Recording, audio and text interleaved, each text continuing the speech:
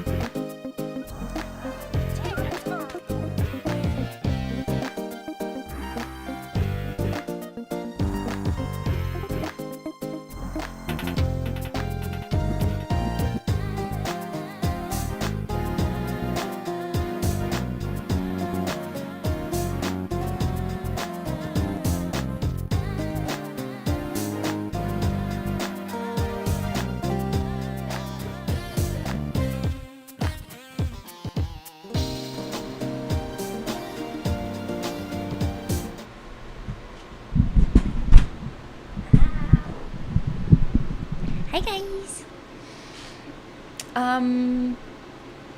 So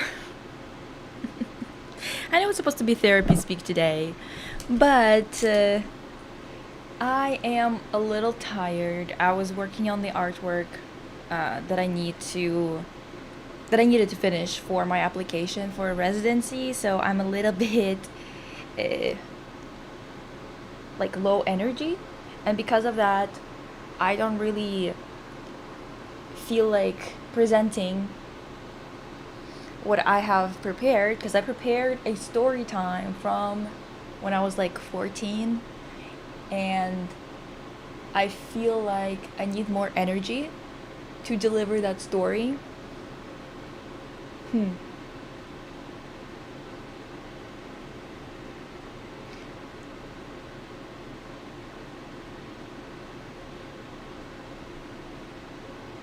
The hell is that? Well, I hope it's nothing. Anyway, so that story definitely needs some pizzazz, needs some.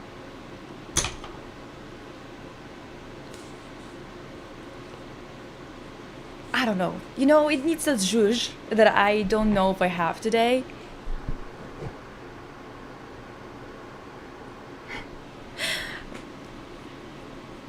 Um, wait. Another Red Bull types. Oh, fuck. I forgot that I called him Red Bull. Um, well, actually, a little bit like that. But also, there's. Okay, I'm gonna be introducing a character in there that you guys are gonna find out about later. Find out about why it was so shocking that he appeared at the end of the story, okay? By the way, got this new powder. I'm trying a new powder because this one, I love this one. It's very natural. It doesn't kill the base, doesn't make it look really fucking powdery and like dry, like a fucking drywall or some shit. It's really great, but this is from Glossier, and these mofos keep on raising their prices all the time. All the time, okay? I don't know how much their powder is right now, but this is from Florasis, and usually Florasis is really expensive. Ooh. Usually Florasis is kind of expensive as hell. Ooh, oh my god. Help, what episode was the Red Bull story? Does anyone know? It's the episode 5? It's the one with the traumatic curtain story. You might have. Maybe you've seen it, I don't know. Happy Sunday!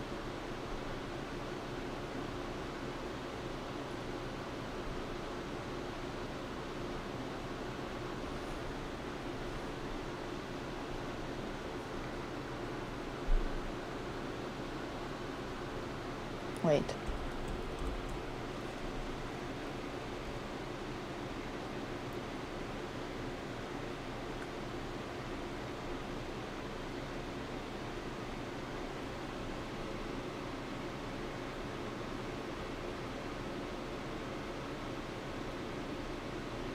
Uh, does anyone speak Arabic in here? Should I block this person? Because I don't like what this translated to. Oh, hi. Hi, Anna. Have you had a chance to see Winx Part 2? I didn't see it because of the AI, but Winx Newsflash did a video reacting to it and it's bad. What do you mean we got dancing tricks and pregnant... A what?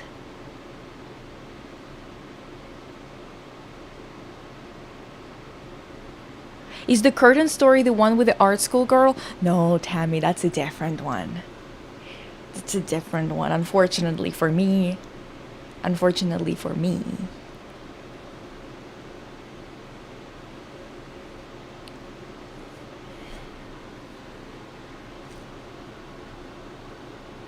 Block them? Okay, slay.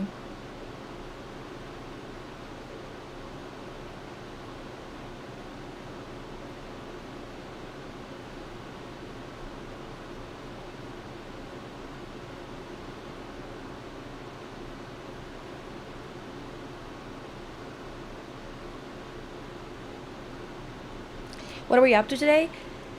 Well, I was going to do a therapy speak, but now I'm kind of, you know, I'm a little tired, so I don't know if I should be doing it. So we're gonna be yapping about things, just in general. I think that this powder is slightly like lilac. So I actually very velvety.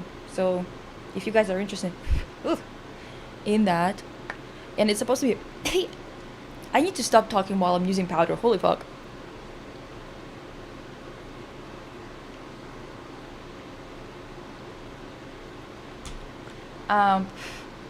But yes, where is my assistant, you ask? Fuck if I know.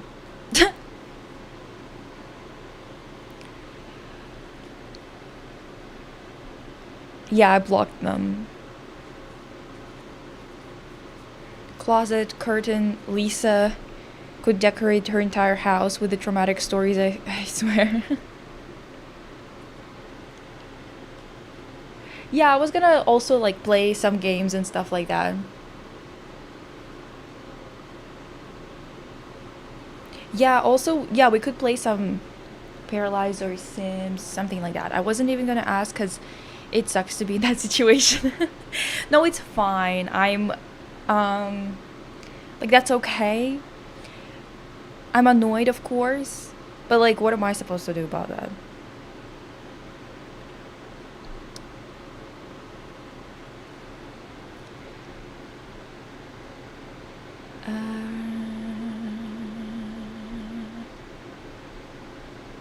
Yeah, we watched Velocipastor on Patreon.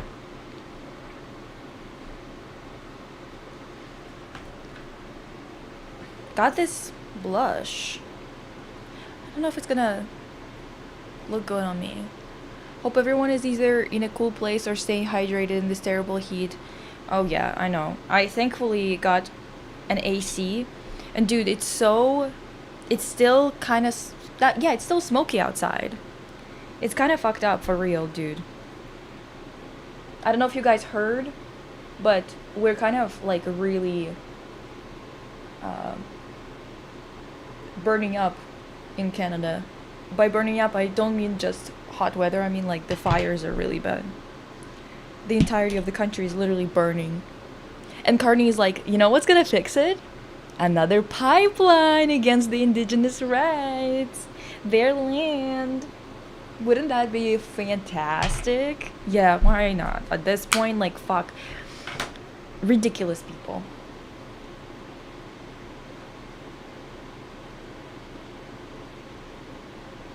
What is going on today?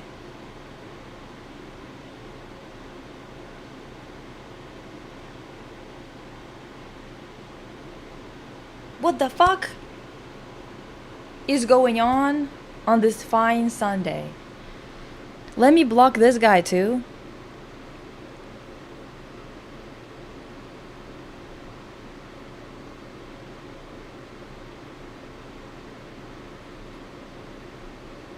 Oh, hi, Mish Mish.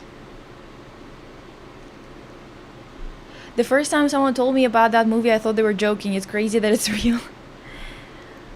I know, dude. What is going on? Why are there literal Nazis and people telling me to stream naked in the fucking comments today? What's going on? Anyway, got this deodorant from Watercom. Diva. This is jasmine. It smells just like jasmine tea. It's so fucking nice. Yeah, what's going on? I've never gotten weird people on YouTube. Usually it's Twitch. Because I think that YouTube doesn't really have like good discovery for lives. So I'm kind of surprised. What the hell is going on? Ooh. Hi, Cosmo. Weirdos be gone. Exactly. Dude.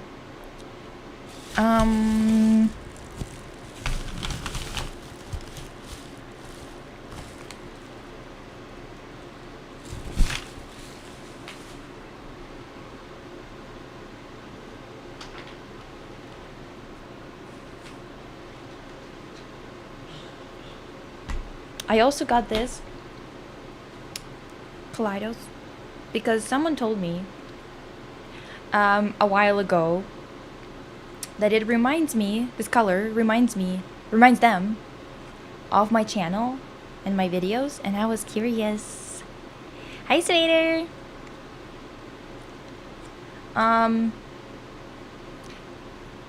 Is this a weird packaging? Kinda, but it's because it's without the bullet thing that's supposed to be outside. Hi, Waverly.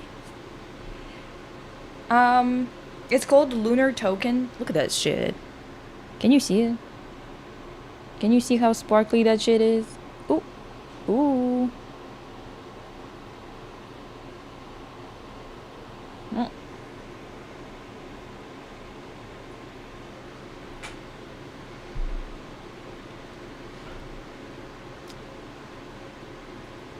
I'm gonna try it.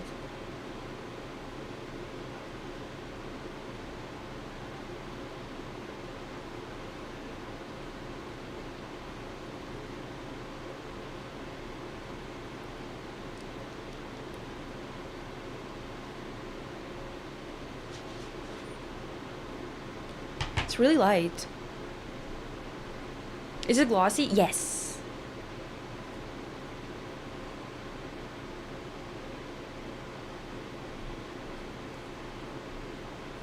Do you have a dream project?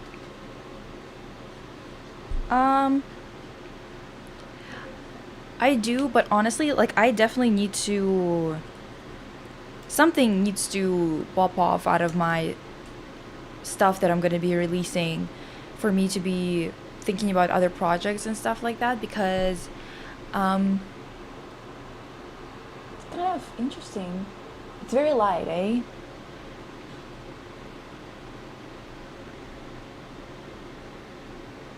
Oh, hi, Esther.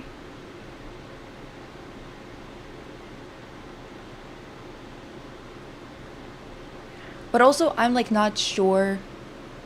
Not even sure anymore, dude. I want more stability before I think about any projects, really. Not even any more projects, but any projects.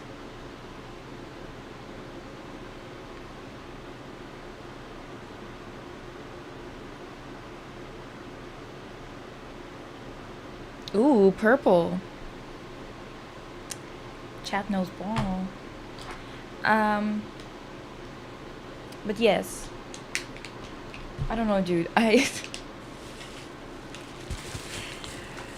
was definitely... I don't know.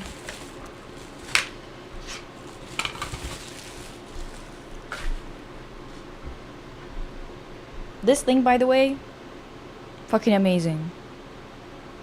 Judy doll. Cloud Touch concealer palette. This shit slaps, Diva. Oh. Oops.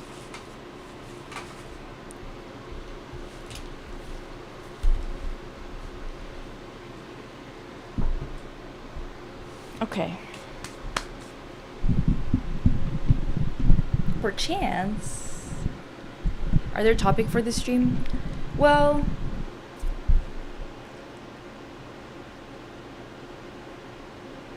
I'm still thinking about whether we should still do...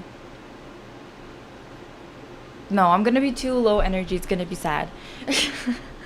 We'll do some gaming, I think, perchance. Or you can also suggest topics. We were gonna be talking and chatting while doing other things at the same time. You know what I mean?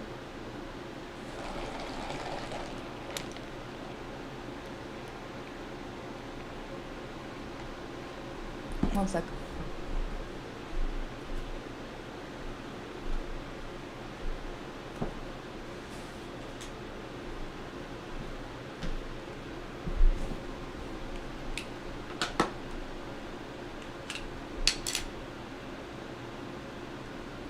What was the first game I ever played?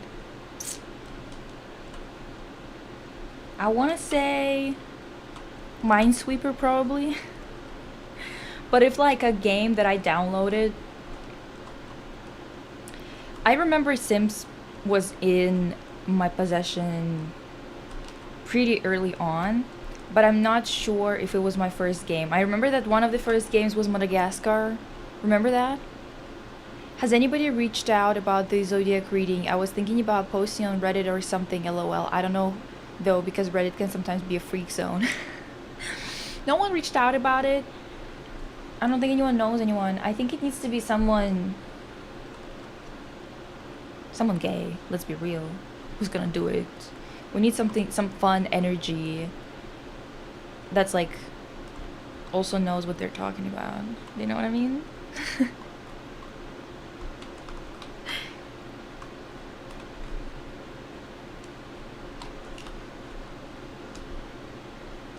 That's my suggestion. But I don't know, maybe there's like astrology for the gays specifically on Reddit. What do you think?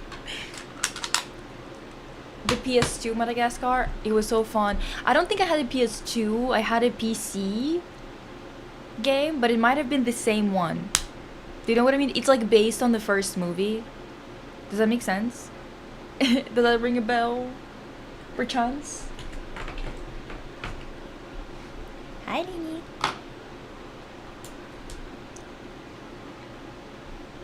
Oh my god, Yap Yap.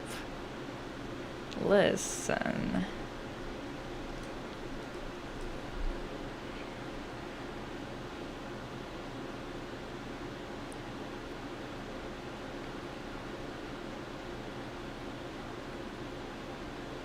Did you see the Red Velvet comeback teaser? I'm so excited. Yes. Orchestra sounds heavenly. Orchestra song sounds so good. It almost made up for the fact that the other three B-sides don't excite me at all. I hope that I'm wrong, because the thing is, with Promise 9, for example, they released the teasers, or not the teasers, but highlight medley, right? And I was like, what the fuck is this? At most, like, maybe one song, at most. And then I looked at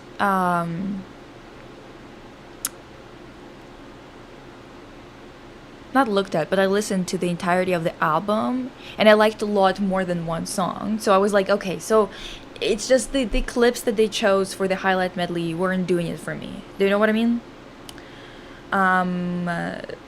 However, honestly, the fact that Orchestra is on that album, that song called Orchestra, it's so good. It sounds so good.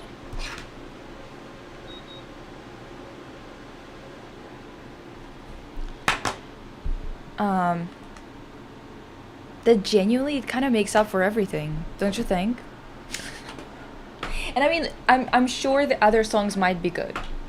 It's just I think Hawaii sounds generic as shit. Hula Hoop, it's there, I guess, dude. I don't know. Lisa, thoughts on Last Ronin TMNT series? I don't know what that even is, Diva. What is that?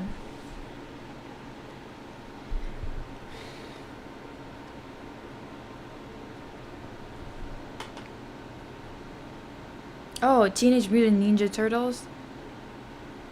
I wouldn't even know one thing about it, Diva. Not a singular thing would be known by me when it comes to that. TBH. I'm still excited though. I'm still excited about Red Velvet's comeback, because even when I'm not excited about like a song, for example, I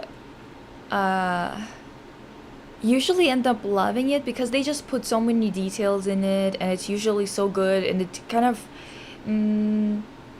usually expands my musical palette. How are you feeling about the cutesy Japanese aespa release?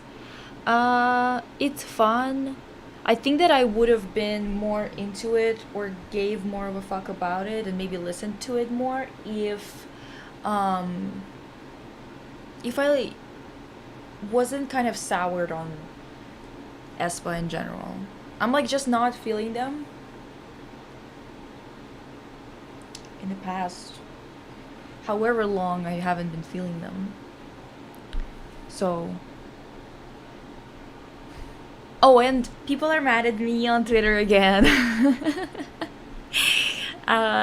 This time it's because I said that Cat's Eye's music video has horrible styling, horrible lighting. That the camera, like angles and everything, the direction of the music video is as if a 14-year-old Meghan Trainor fan got inspired by Taylor Swift's Bad Blood music video and came onto the scene being like, let's roll.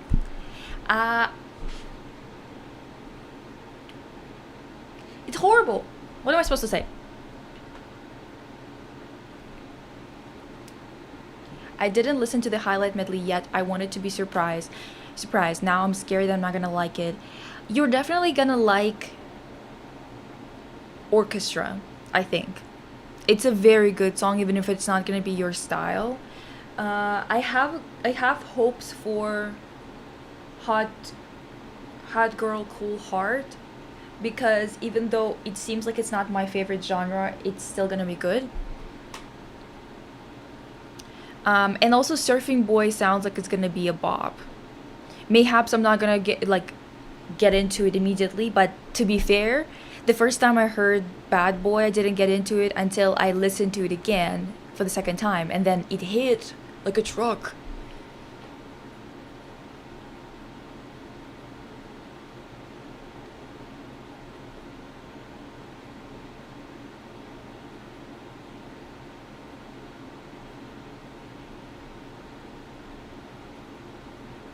Cat's Eye still has fans, dude.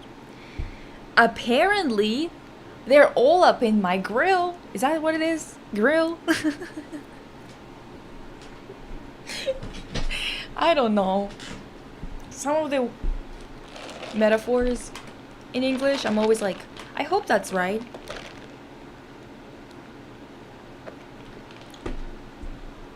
They're my comment section, basically. That's what it is. They're my comment section. They're responding to the tweet. A lot of them are saying stuff in languages I don't understand, and I don't give a fuck to translate it. I'm gonna be real with you. I honestly don't understand. Yeah. Cat's Eye MV was so bad. What is it with Hype and this horrid gray AI filter in their music videos lately? I don't know. Even the lighting, dude, the lighting, it's like, it's so poorly done that it's like, did you not have a lighting director?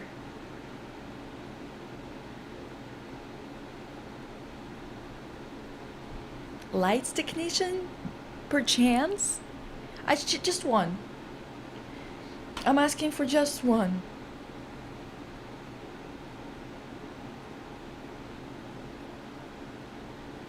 Stands on Twitter are so annoying. How do you people, those who still have Twitter, deal with them? Honestly, people, like, I make videos online. People are annoying everywhere. Unfortunately for me. Very unfortunately for me. But it's just kind of a fact of life that people are annoying as balls oftentimes. And also, when you make videos online, they also expect you for some reason to be really cute and nice to them while they're being dickheads, which is another thing that's kind of like, okay.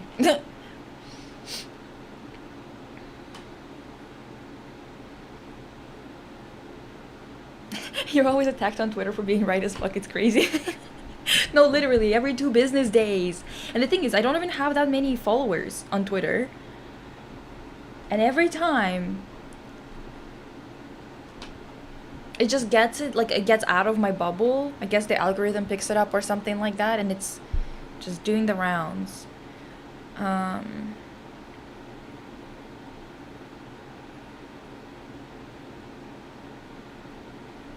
Oh, planning on watching Bound tonight? As you should. I did see the reply. I mean, I don't really know much about it, but I'm not surprised that they're backing away from it.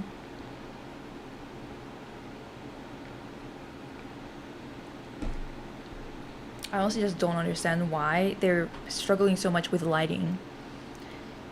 There's so many people who can just light a scene for you in like 2 seconds flat. It's not like it's one of those things where you need like a whole team.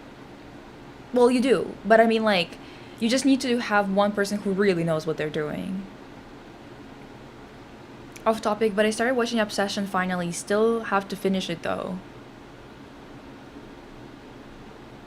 I haven't seen Obsession because I don't think I need to. It's quite simple, it's quite straightforward.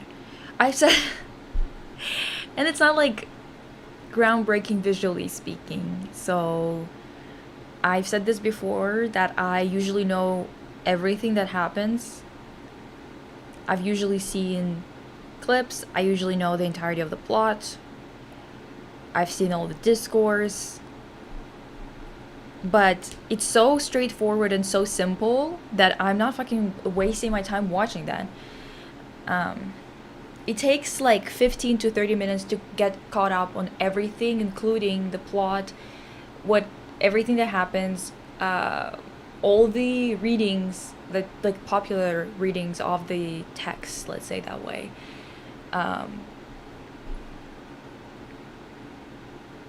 I didn't do a stream on Obsession. I don't think. When did I do a stream on Obsession? That'd be crazy. Maybe someone asked me about it in one of the talking ones and I commented on it. Because it's quite simple. Bear is a dickhead, quite literally. There's no nuance there, really. Like, you can't take someone's ability to say no and then be surprised that people are thinking of it. He talked about it in his stream. Oh, probably because a lot of people were like asking about the controversy, maybe, because there was like the controversy was that a lot of people were saying that he's like a victim or something, which is just an insane, like, honestly kind of creepy. It creeped me out how people were reading that movie. I'm not gonna lie, it did creep me out because let me get Pika in.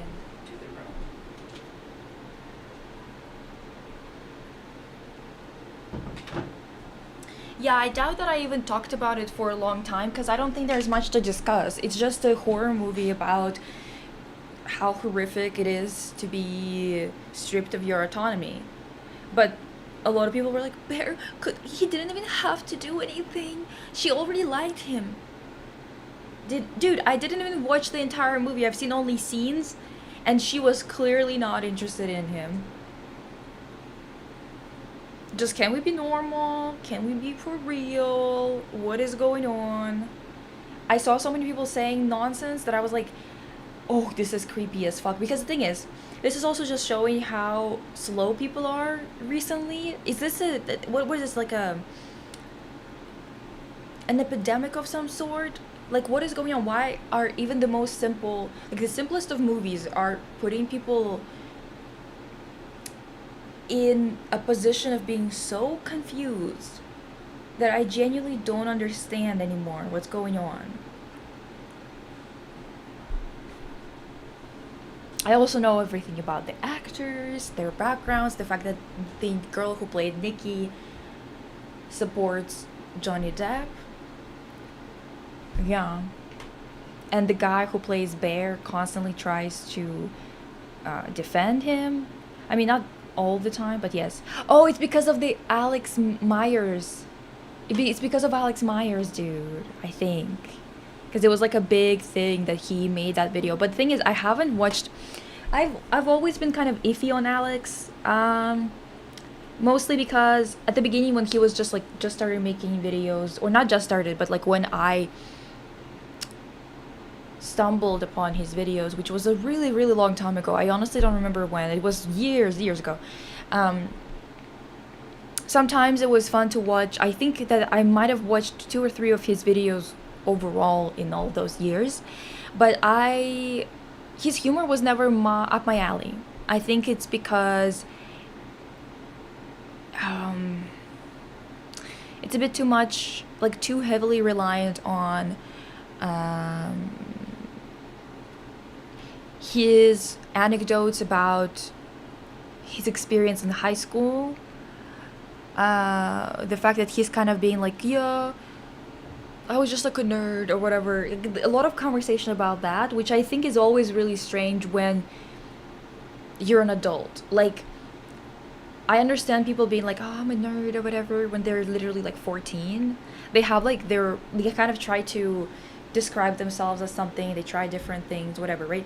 But then when you're an adult and you're still talking about difficulties that you had in high school, it's not that I don't understand that people have a hard time in high school, because it is a very turbulent time for everyone, but it's more of an issue of, at least to me, right? There's so much shit that's happened. Like, so much fucked shit happens sometimes that I don't really think of high school at all, especially I don't think about it as like a time that was full of difficulty, even though I was kind of, I was an immigrant that just moved and I didn't speak the language and stuff like that. There was a lot of issues, but it's still, like, it doesn't compare to the problems that you deal with when you're older, so it never felt relevant to talk about anymore. It is very simple, but it amazes me how dumb a lot of people who watched it are. Yeah, the thing is, if the premise of a movie and the story of a movie is really, really simple, just as it is with Obsession, it's so straightforward. I'll watch it if the art direction is out of this world and it's up my alley in terms of my taste. You know? If it's kind of like, oh, it's like Blade Runner, I won't watch it because I give so little fucks about that specific aesthetic. Because I think this is where we're moving towards. I think that this is where we are in many aspects already, and I hate it. I hate that dystopian, hyper-capitalistic aesthetic. It makes me want to hurl whenever I see it. So I am not gonna go out of my way to watch it, even though it is a strong art direction. It is strong, right? Like, it's following a specific idea and all that kind of stuff, right? It's executing it really well. It's not up my alley in terms of aesthetics, so I'm not gonna go out of my way to watch it. Now, am I gonna watch a shitty movie as long as it has a very beautiful art direction that has, like, for example, they used film or in combination with like really beautiful set design or very intricate set design, bright colors, stuff like that? Am I gonna watch that slop, even though it's slop like narratively wise? Am I still gonna watch it if it's really good visually and it's up my alley? Yes. Okay, that's why I'm not watching Obsession, because why would I watch that? There's absolutely nothing of value in it to me, for me. It's not a bad movie. It's definitely a good horror movie, but not something I should be spent like, what, how long is it too? Let's see, because it's always fucking long as fuck now. Obsession. Oh, it's just still an hour and 50 minutes. Does it have to be that long? Do you know what I mean? Okay, let me go catch up with the chat real quick. My conspiracy take is that they do less detailed things in. It's easy to replace with AI later. Many videos, shows, movies are more and more shitty nowadays. So someone's reaction to Alex Myers' review and Yikes on the Bike. It's very, like, when I saw some clips from that video, because people were discussing it, I was like, that sounds exactly like his usual humor, though. Maybe this time it was a lot more clear that Bear is the bad guy, but him drawing girls in that way, making like constant comments about like how this girl wouldn't be interested in someone like me or something like that. That's very common for him, to be honest. Um yeah, real are apologists, mainly men. Yeah, it's really creepy. I haven't seen the movie either, but Nikki baby, let me help with the bodies, you need all the help. Yeah, I don't know, honestly, at that point. It's the substance all over again with people thinking it's extremely deep and groundbreaking. Exactly. Like it's just like wow, we really regressed as like our overall society, I feel like, because this is so elementary. You can't seriously look at something as pedestrian as obsession and be like, "Ah, this is a just a masterpiece." Hi. Totally agree on Alex and his high school experience is throwing me off. Very misogynistic man that never got over high school. Yeah, I just don't understand it because like there's so much shit happens after high school that you can't seriously still be thinking, even if it was super traumatic, dude. If you are in high school right now and your experience was super traumatic, dude, don't worry, it's gonna go away because there's so much shit that's gonna happen, and I don't mean bad. I mean all types of shit that's gonna happen in your 20s. You don't have to be thinking about high school anymore. You're not gonna think about it anymore. I've literally been recommended videos about incels blaming Nikki and saying that she's what women with BPD are like, which is super fucked for multiple reasons. That's just so dumb. Like, they just honestly, should we test them? Maybe they need to be like, they need some help from authorities. Or not authorities, but you know, like medical care, because that can't be right. Did you learn English after you moved? I knew English a little bit. Like I could obviously read, write, all that kind of stuff. But I was definitely under the impression that my English was a lot better than it was. Um, I went to Cyprus for like a year when I was from the ages of 14 to 15 because I wanted to get better at English, right? And I did. However, it was still not enough. Like when I moved, I was like, holy fuck. I was so exhausted by the end of the day because it was like studying. Instead of like going to school for one day, it felt like I went for 2 days for every one day. Is that if that makes sense? Like I would come home exhausted because I had to study, but also at the same time translate every single thing. Try to keep up. I remember that the first semester was really really hard. I would come home crying all the time because I was just like so exhausted. And also there's a certain level of humiliation that comes with not being able to speak, especially with people who are not very accommodating. And I'm not saying that Canadians are not accommodating. They a lot of them are. A lot of them are very sweet and stuff, but it's also one of those things where it's the same amount of like actually kind people and people who don't give a fuck and people who actually are hostile towards you all over the globe. It's like the same amount of people most places, right?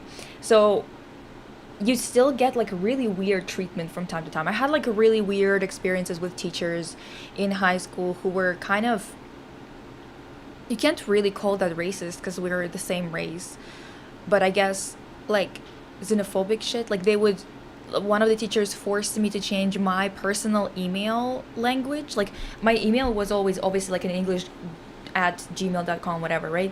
But then she saw that my tabs and everything inside of it were in Russian, and she forced me to change it in front of her. She was like, "You're in Canada now," yada yada, and I was like, what does that matter, dude? Like, it's not like you, why are you forcing me to change my personal email? It was weird. Then one time I went to career center to make my first resume because I definitely needed help because I've never written a resume, and also because I was in a new country, I didn't understand what was relevant and what wasn't relevant for it. So I went there, I'm talking to this woman, right? And she's like, listen, you need to remove all the experience, like any like babysitting experience or studying experience, anything that was outside of Canada, especially stuff that was in Russia. And I was like, but then how, why, first of all? Second of all, I just moved. That's just gonna be an empty resume. Like, what the fuck am I supposed to say on my resume then, right? And she was like, well, I'm just gonna tell you this. I know I'm not supposed to, but no one's gonna hire you if they know this ahead of time. And I was like, okay, this is not looking good. um, then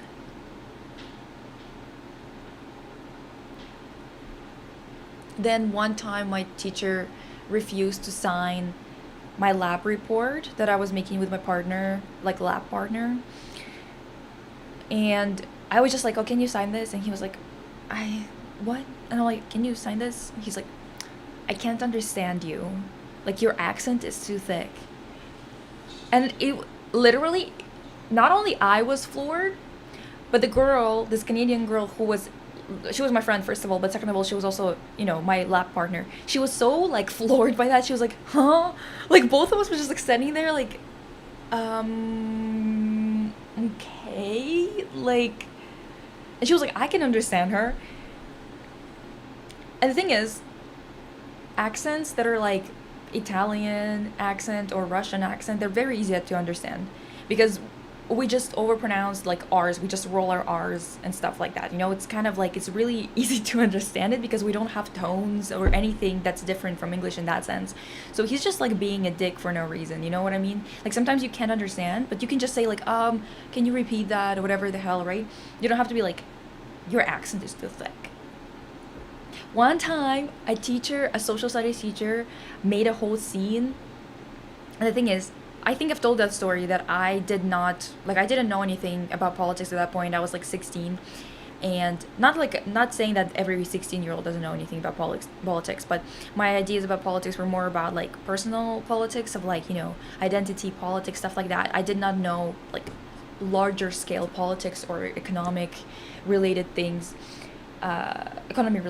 So he jumped on my fucking throat for no reason. I was just sitting there, by the way. It was not me trying to make a case for anything or even talking to him. He just like jumps on my throat and he's like, say that communism doesn't work. Repeat after me. Say that communism doesn't work. And I'm like sitting there like, is that for real? This was like, I think still my first year in Canada, so I was really confused. I was like, is he must be joking. Like, this can't be right. Like, I was just so confused. I was like, that can't be right. He's not seriously just like screaming at me like that. Do you have any movies you recommend people to watch just for the aesthetic? I find myself too focused on narrative when it comes to watching things, and I've been trying to find some things to watch for movie visuals. Valerie in her Week of Wonders.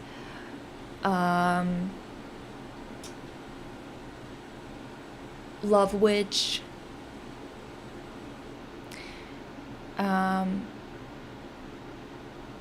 Tarkovsky's Solaris or Mirror. But the thing is, I hate Tarkovsky for being a misogynistic prick. But Lisa, are you not a fan of horror movies in general? No, I like horror, but I really like horror that's like for example, Dario Argento's Suspiria. That's up my alley. Even though the acting is a bit stilted and stuff like that, it's up my alley because of visuals.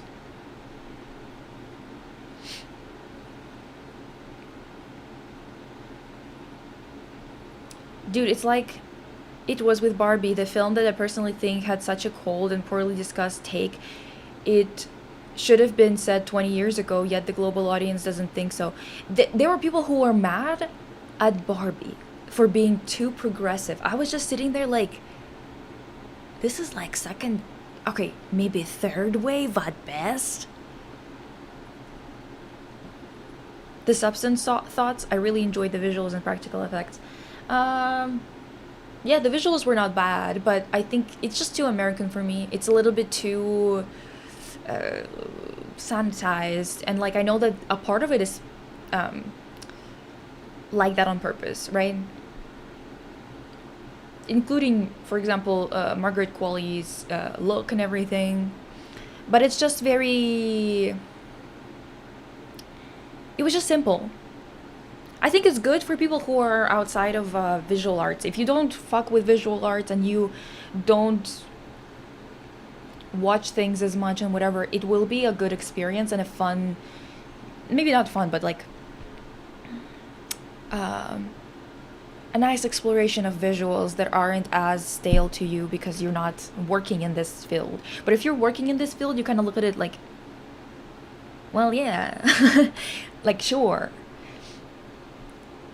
It's upsetting seeing obsession discourse as it shows how dire media literacy is, and even despite being spoon-fed, people can't understand the meaning due to their misogyny. Yeah, it's like their misogyny blinds them to such a degree that I'm like worried that they're kind of living in a different reality, if that makes sense. Completely separate reality that they're operating in, and it's just like upsetting. Honestly, I feel like Barbie movie went way too light on Ken. Like, why the fuck was Barbie the one apologizing at the end of the movie? Yeah, no, it makes me sick. Don't even bring it up. Don't even bring it up, dude. And worse, both Barbie and Obsession and discussions around them show the current state of people's general lack of critical thinking abilities. Yeah, I'm like worried that we might have some. The thing is, I know that we have some damage from COVID, but I feel like the damage might be quite brain heavy. Like it seems like people have deteriorated in terms of just the overall base level intelligence. It seems like that's what's happening, to be honest. Why did your family move to Canada? We wanted to have more financial stability. Hee hee, ha ha. Yeah. The dumbest thing ever. Go, Pika.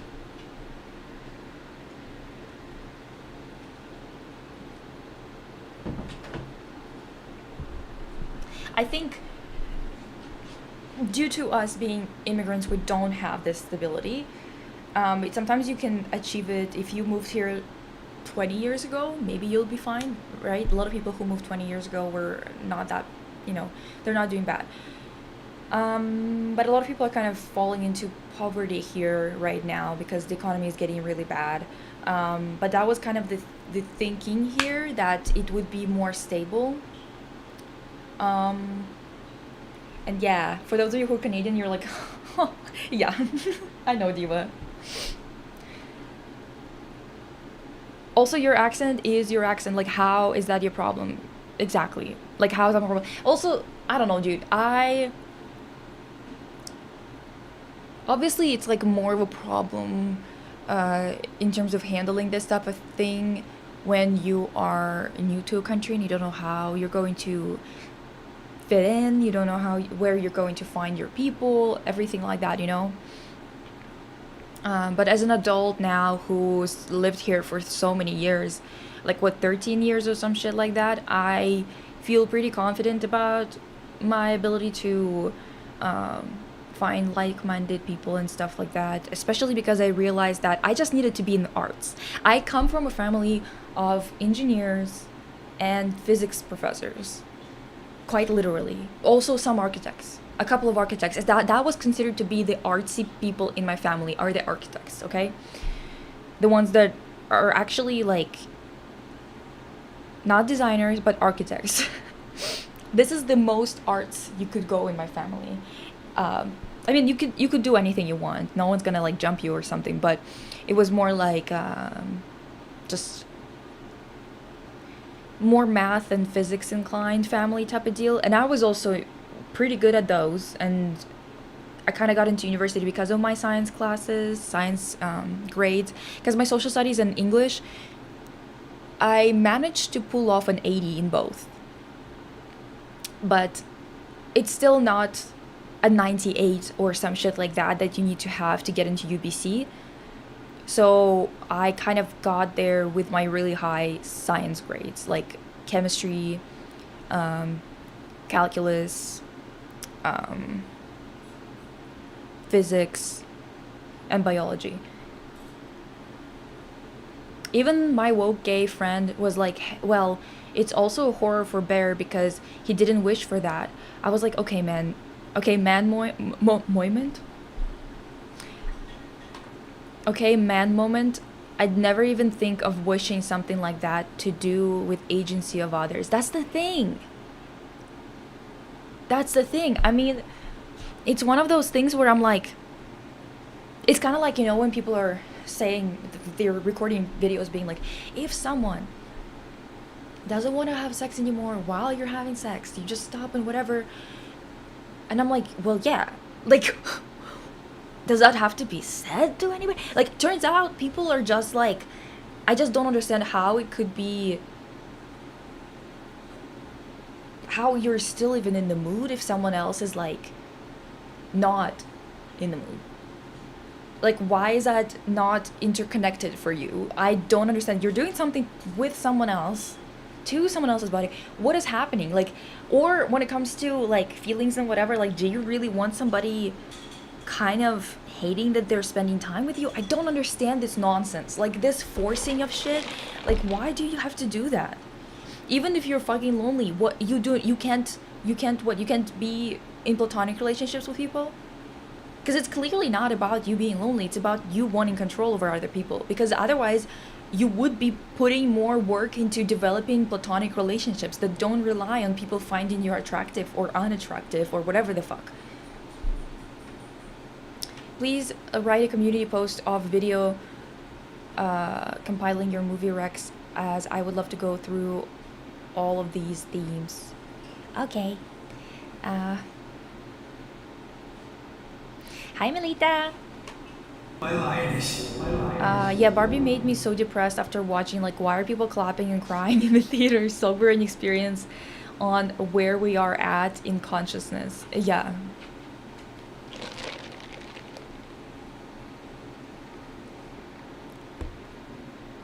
I watch a dude here on Twitch. They watched Obsession like 3 times because he loves it. Wants a girl like that to like him back. And said he is the worst, like my dude. Or he is worse. Did you even see the movie? That's so... Oh. Pika keeps on going back and forth. Come on in, Pikachu.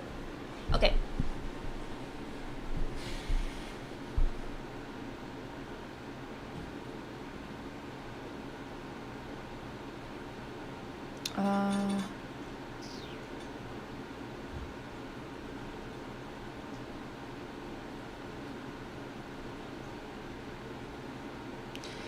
I think it is a partially COVID aftermath. I know that there's been studies done already that kind of focus more on reaction times, because there's a lot more car crashes and accidents, and it has been linked to the amount of time someone was reinfected.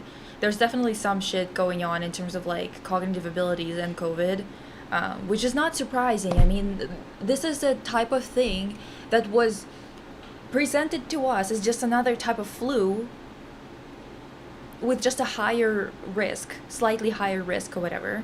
And it turned out to be an like a viral autoimmune type of disease that triggers autoimmune issues or attacks tissues in weird ways. Like, it's a really weird disease that actually isn't like the flu at all. I'm doing English literature and art and was able to get all types of scholarships and was even accepted to an elite Scottish uni, but my parents still believe I'll be unemployed. I mean, we're all gonna be unemployed. Half of my friends are engineers. Half of my friends, like engineers, computer scientists, bioengineers, which is like, you know, it's quite different than engineer, obviously. And all of them can find a job. Isn't that fantastic? So when parents are like, you're not gonna be able to find a job, yeah, bitch, because you didn't try to fucking rebuild this sick society and decided to just birth children Now you're gonna be telling me what to do as if that's gonna change my employment status?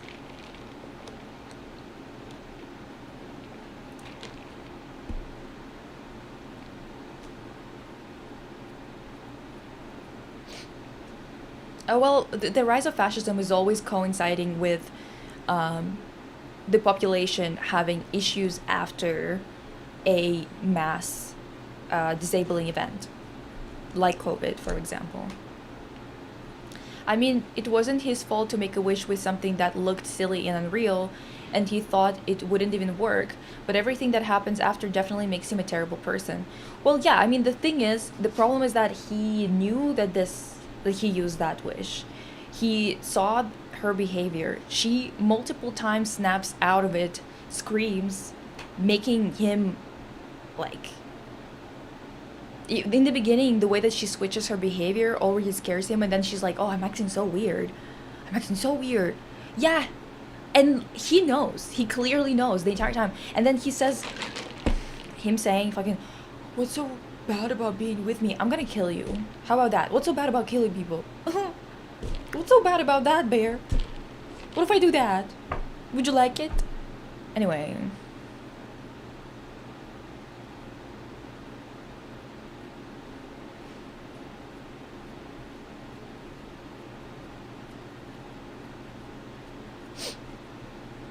The thing that made me tear up about Barbie was the accidental trans femme allegory. That film surprisingly struck a chord with trans people, probably unintentionally. LOL. I'm 100% sure it's unintentional, because the film itself was not even progressive for white women rights, which is like the people who made the movie, right? People who actually have that personal experience they can put in there. So I really doubt that it is intentional in any other regard, to be honest. I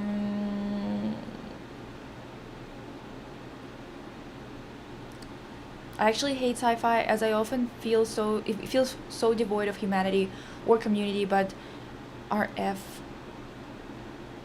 has such a very clear hope punk future vibe.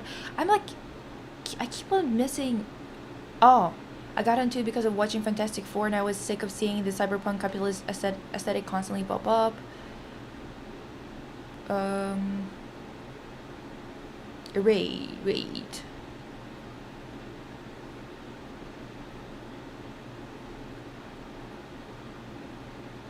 Wait, I missed the beginning of the stream. Where the hell is the assistant since Sundays are therapy squeak days? Well, guess. Guess. Guess. Fucking hell, my headphones died. And for what? And for why?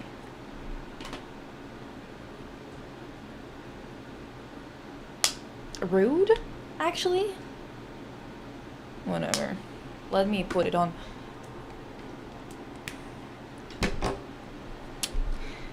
To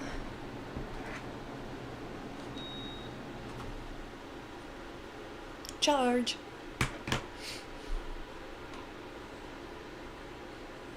Being in the cultural field equals to unemployment, unfortunately, speaking from personal experience. Dude, I don't know, at least in my experience right now, cultural field people and people not in cultural fields are all unemployed.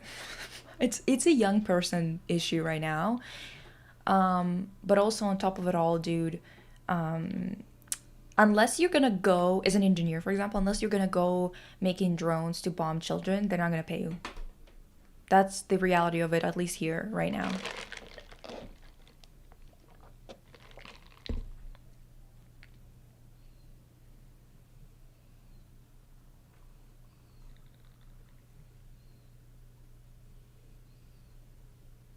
Greta Gerwig is like the definition of a white feminist. Do you know what I mean? Like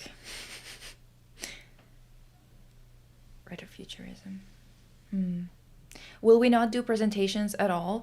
Actually, I can do a presentation. I kind of feel more spiky now. Spiky. Okay, whatever, bitch. Maybe it's the coffee, the sugar. I don't know. Not even Omar is inside. Omar is sick. Everyone's sent well wishes. Let's do a little Are you ready for this? a little something something to make sure that Omar gets better.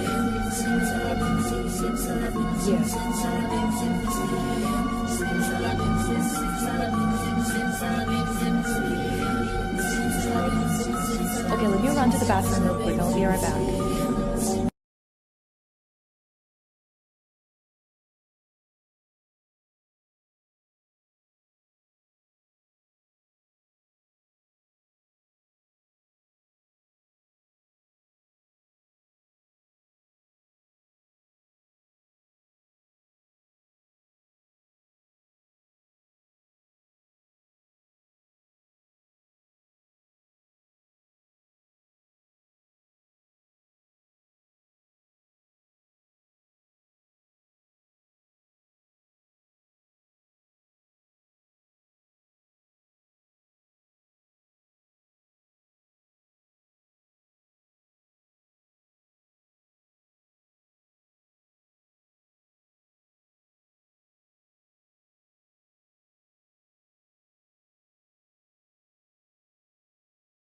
Don't get scooped! Oh. Diva. Okay. No communal chanting? I thought you guys were doing chanting. What the heck? You were supposed to. How dare you? Actually. How about a little bit of a therapy squeak? Mayhaps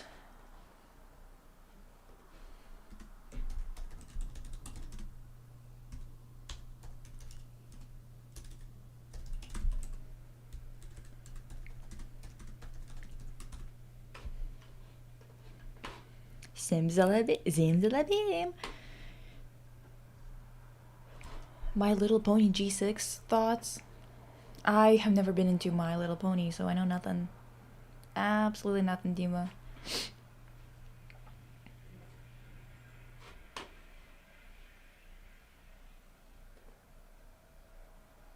Shall we do this? Squeak squeak? Squeak squeak is crazy. Let me grab my face.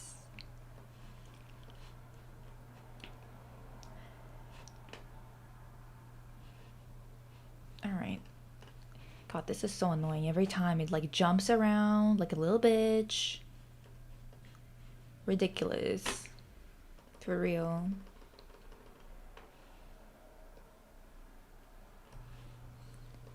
Can I also ask for a heal blast? Yes, let's go, divas. Another circle. Are you ready for this?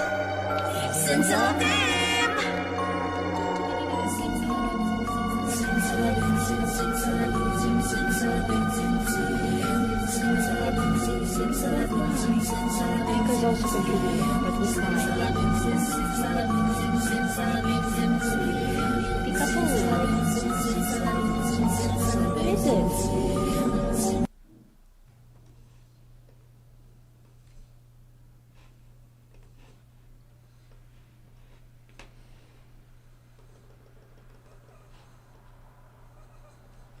What is it?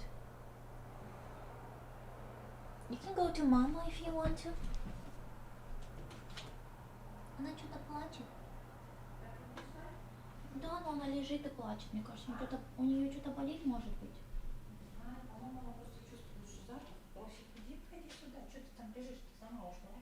Да, и ревет.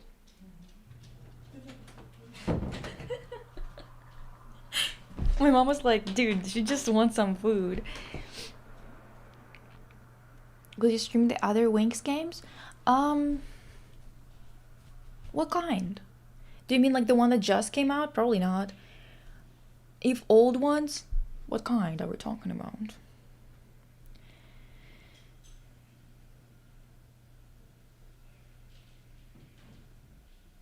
Goddamn persistent affectionately. No, same. Same. Like I don't know what to tell you, dude. Okay. Let me add this in.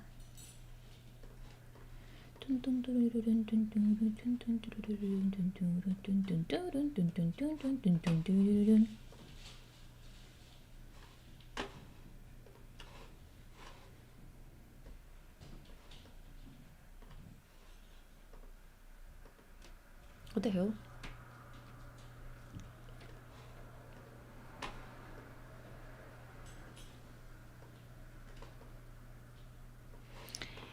I'm talking about any of them, but I'm willing to gift you a copy of any if I can. I just don't know what kinds they even have. Cause could I even run it on my computer? I should learn how to, because we're probably gonna be playing a lot of vintage stuff, eh? Thank you, my girly pop twin have thyroid issue. We both have, but opposite ways. She has overworking and mine, and makes it worse. That's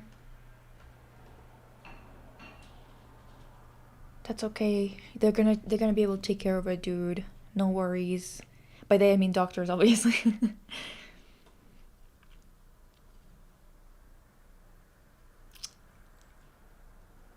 Okay.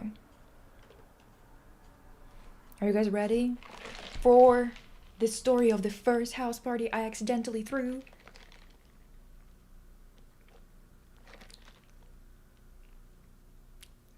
So,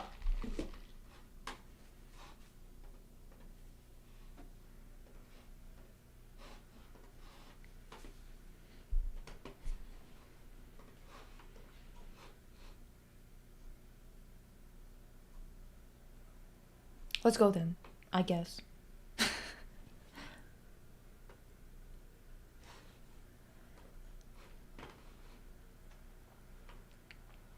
So, this is a story from when I was 14.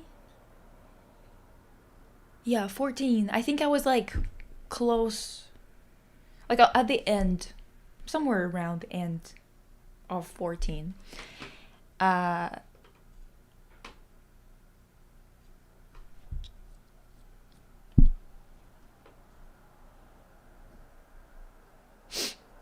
And at that point, I am in Cyprus, okay?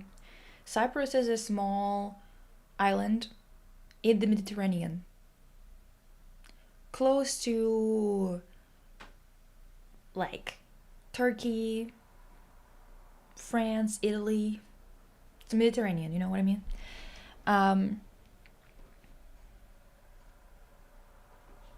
Yeah, so we're just jumping into therapy speak, even though I was kind of thinking that we're not gonna do it today. Now we are. So, it's a small island.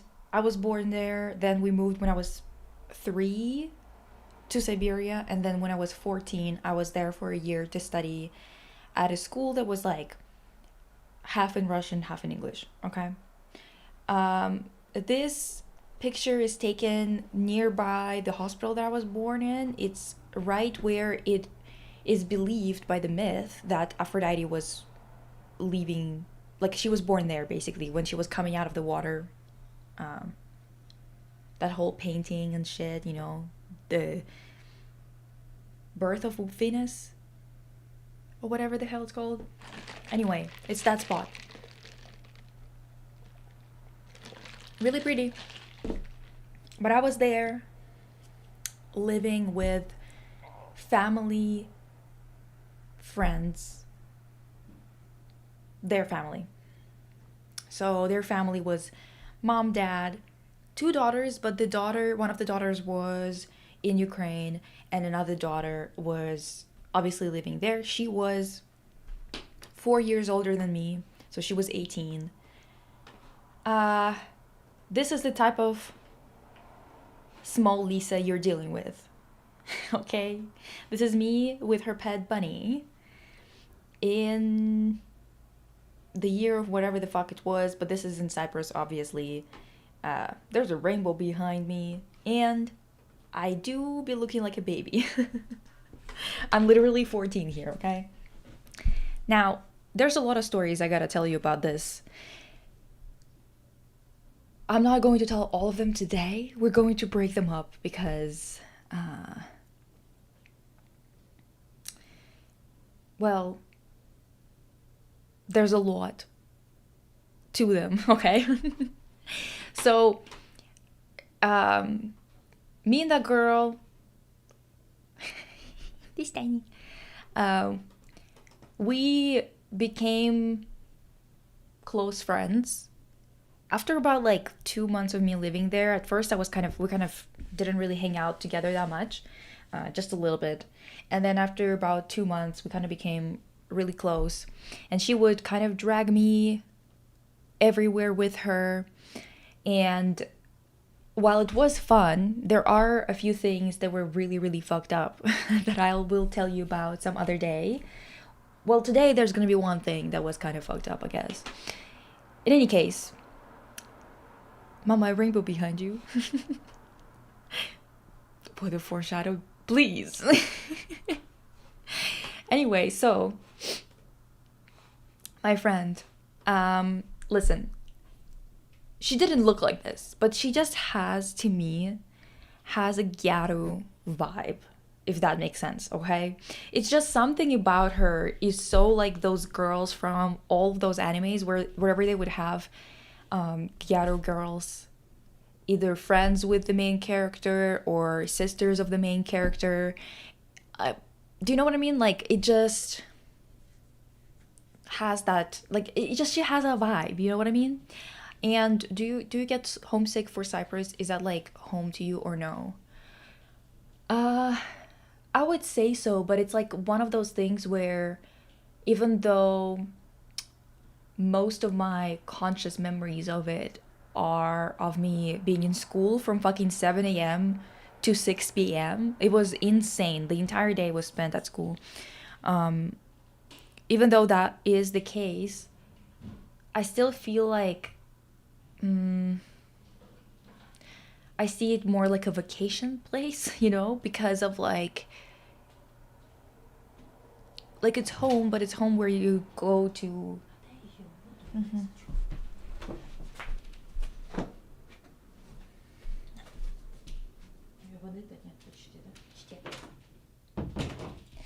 But a home where you go to like relax, you know what I mean?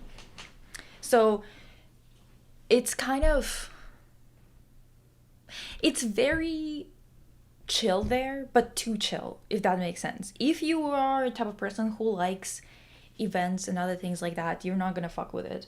But it is very nice there. Going to like a little road trip around the island and then stopping at restaurants, and then in the evening they like pull the tables apart and dance and stuff like that. It's nice, you know, it's nice. What am I supposed to tell you? But I do miss it, but I miss it because I just really want to go on a fucking vacation and eat good food and sleep, you know.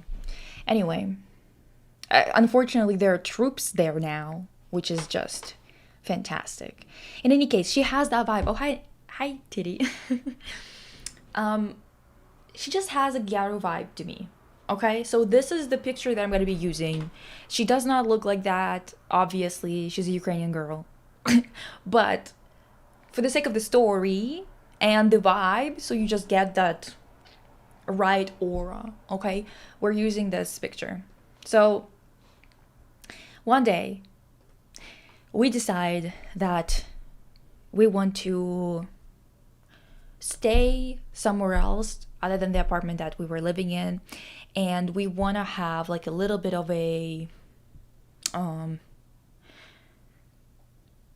like kind of like a get together or a party type deal, right? At least that's what she wants to do. That's what should we call her? I had a name for her when I was like working on this. let's go with Gretch.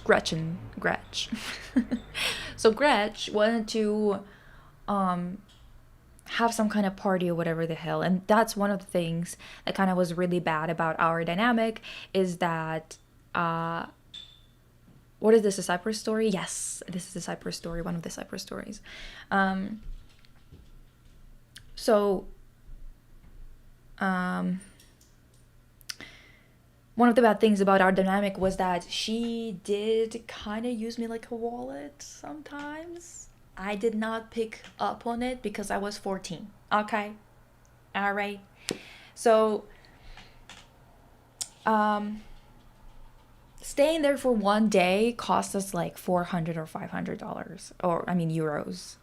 And that's back in like what? 2011? Something.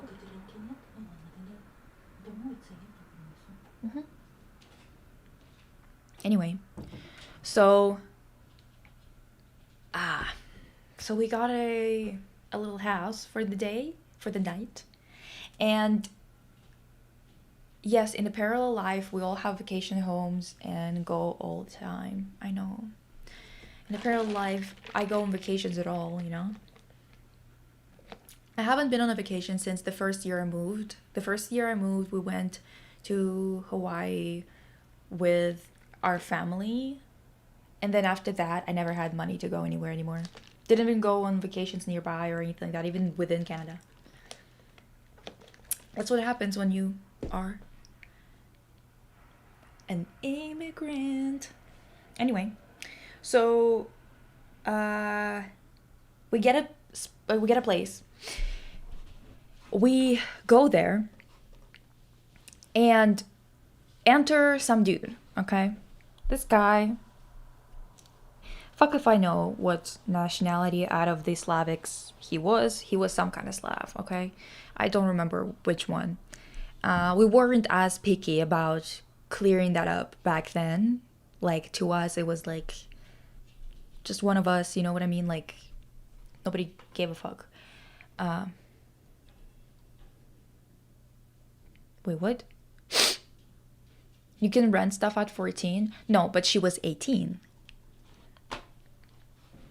So, not even camping? No. What? I don't camp. Oh, you mean like in terms of like vacationing? No, not even camping. You would have to have stuff to camp. You would have to have a car to camp. And even if you have a car, you would have to have something to camp in. And also you would have to give a fuck about camping. To be wasting all that money to go camping, right? Anyway, so this guy, we're gonna call him Alex. What do I remember his actual name? I think it might be actually Alex. I don't remember exactly, TBH. Not that important. He comes. Okay, the thing is, she was the one who was going to invite people because, as you might remember, Lisa is baby. Lisa is 14. Lisa's friends, they're all living with their parents, because I was there with her parents, and obviously whenever I went anywhere with her they would let me go, so I had basically zero supervision. I was wilding for that year, okay? Yeah, Esther, yeah. Just, you know what, it gets so much worse. Today's story is not even close to how bad it gets, but it was also kind of fun, and I did get lucky that nothing bad happened. Well, kinda. So at her big age, exactly. You just don't know what happens later, Diva. I'll tell you some other time all the other stuff, but today we're covering this. So this guy comes, and I thought this was gonna be like kind of like a get together. There's gonna be a few of the people I've met before already, right? That's kind of my impression. So instead, at first, it's just this guy, this Alex guy comes in. I believe this is my first time meeting him, and I'm like, alright, I guess, like, he is here. And he was he was her classmate before she graduated, I believe, I think. Anyway, so he comes over, we're cooking dinner, right? What I remember is dry noodles like these. Well, they weren't dry, it's just kind of like, well, they kind of were also. Uh, we cooked them, okay? I don't know if I even cooked. I think I was just around. I don't remember cooking, so maybe I didn't. But I think it was her cooking. Gretch was cooking. The noodles were weirdly dry. And there was a salad, okay? This is what I remember. Now, at this point, I'm starting to kind of pick up on real weird vibes. And I'm like, I think she's like playing wife right now. Like, this is some kind of weird, like, rehearsal dinner. You know what I mean? I'm just kind of like, wasn't this supposed to be kind of a party? He came here with empty hands. Is that a thing in English? Do you say empty-handed? Yeah, empty-handed. He came empty-handed. I'm already weirded out. Okay?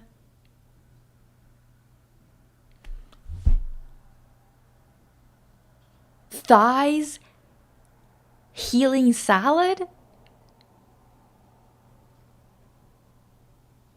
Huh? What does that mean? Thighs healing salad? What does that mean? Esther, quickly. I'm confused.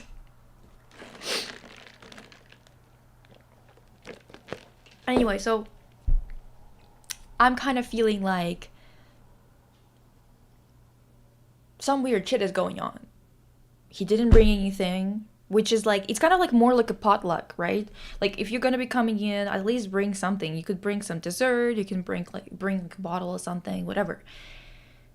Al dente.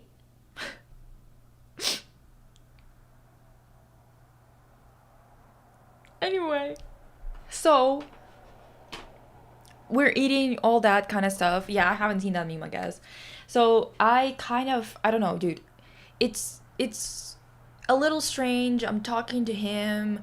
We're all like talking. I'm kind of feeling like she's being weird. Then they get on the couch and cuddle up. Now I'm real confused, okay?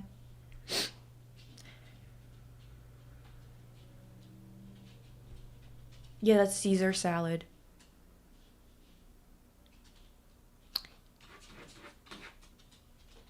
Hi, hi. Pika. I don't have anything, Pika.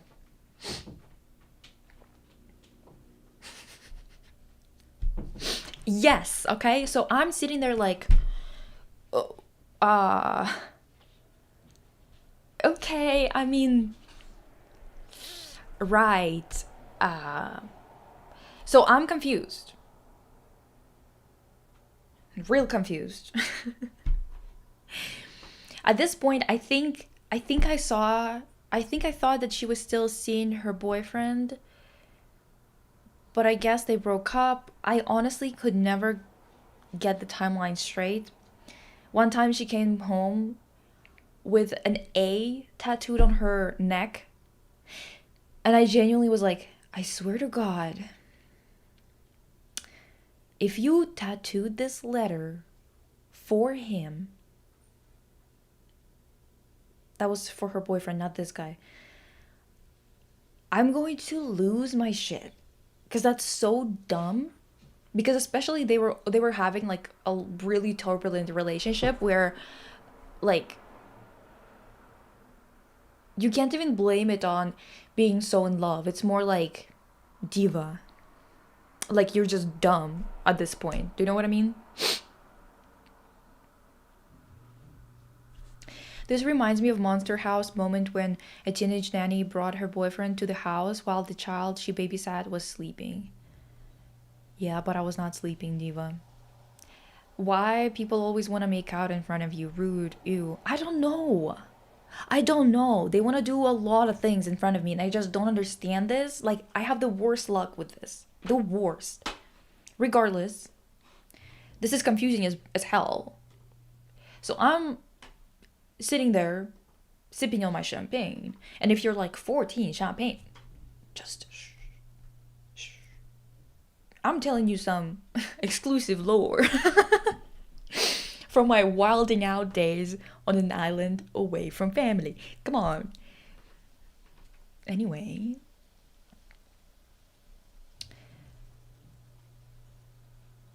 No, I knew exactly where this was going, unfortunately. Fuck. Listen. How old is he? He was the same age as her. 18. Thankfully, it wasn't like an old as fuck guy, but just wait. Just wait, because this is not the bad part.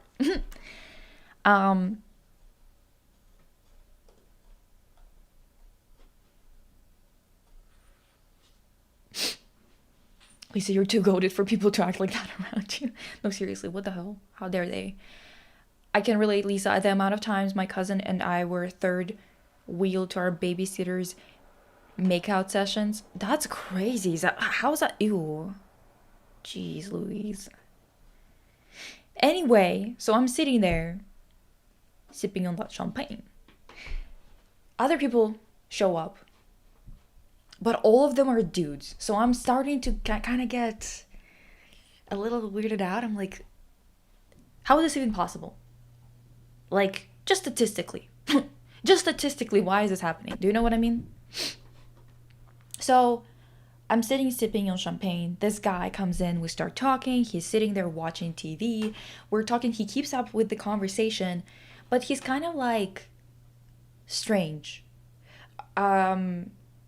He's talking to me, but he's kind of like looking at the TV, but he's fully comprehending the conversation. I'm kind of thinking I want to dip into the garden because I'm like, why am I even talking to him if he's going to be watching TV? And then I realized the guy is just like, he keeps on going through a couple of channels, and one of them is straight up porn.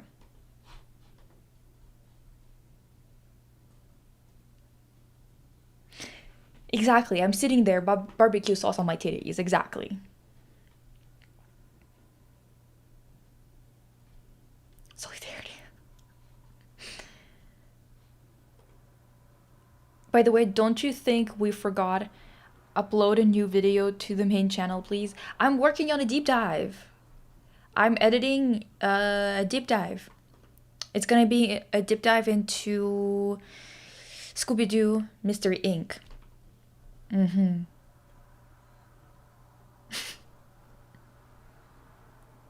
This is like listening to a train wreck in slow motion. Girl, I'm so sorry. What the fuck? Oh no, I gotta go. Do you actually mean that? Or are you saying that because like the story is too much?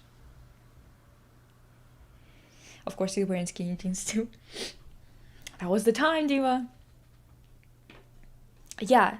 So he just kind of keeps going back and forth between these two channels. And I'm confused. I'm like, does he know? Me being naive 14-year-old girl, I'm like, does he know that this is one of the channels? And obviously he does, but also he's so glazed over, like he's really strange here. I'm just really confused. So I go over to my friend and I'm like,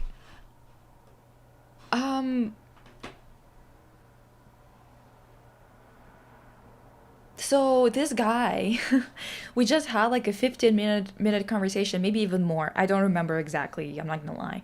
But we were just like talking and he's quite literally Like, he's talking to me like nothing is happening, but he's quite literally turning on porn every 2 seconds. And then switching to a cooking channel, and then back to porn. I'm confused. What is happening? She goes, well, her friend, her guy friend, Alex, goes, oh, he's just high. My friend goes, Gretch goes, oh, don't tell her that. Don't tell her that. She's baby. Yada yada. I'm like, oh, I'm baby. That I can't know that he's high, but I'm not baby enough to not be exposed to him watching porn right in front of me while we're talking. Okay. Okay. Both me and Alex are kind of like, okay, Diva, like, you make no sense at this point. Like, it's either one or the other. Whatever. So, this was, like, the first time, I think. Wait, what?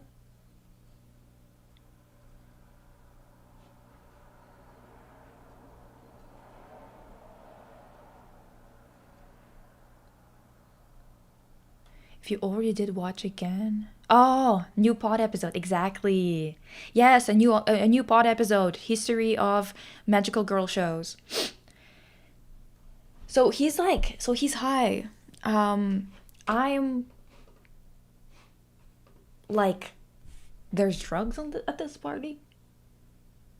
The fuck?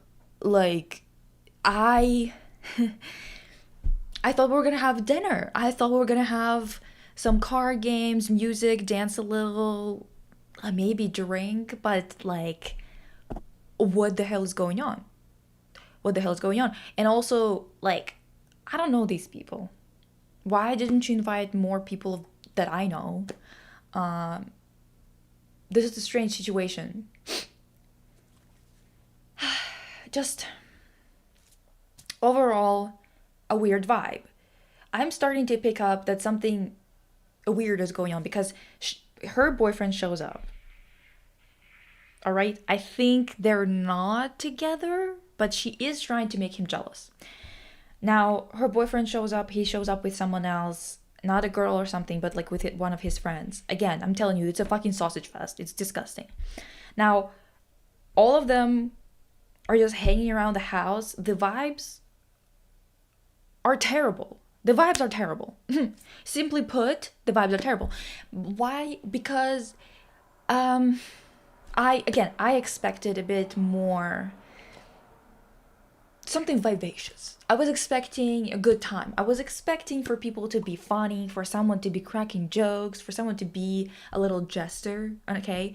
I was expecting for someone to bring in food, more food and stuff like that, and all of them were useless. Absolutely useless. What is this moose thing? It's a guy named Lesage. Just so you know.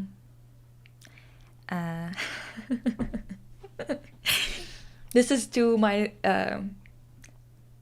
oh, Pika. What is it? Anyway. Не феноменально.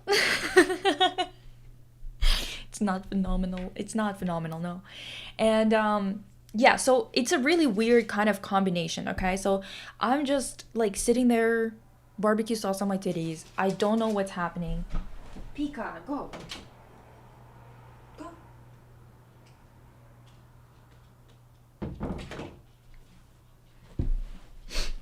I go back inside.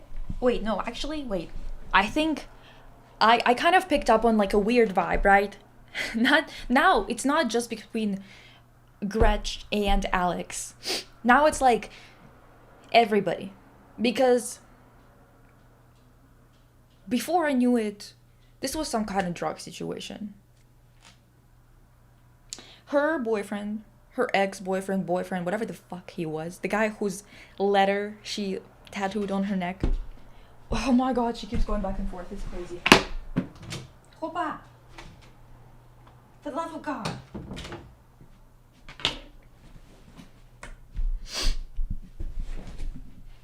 So, okay, wait, bathroom break. Bathroom break.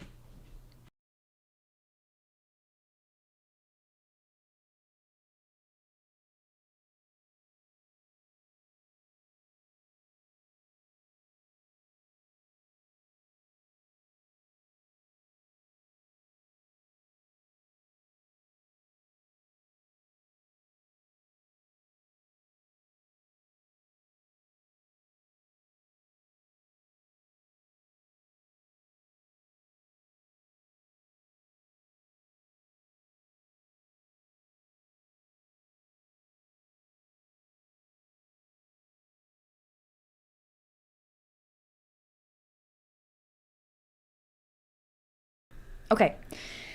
So I am sitting outside. I go outside.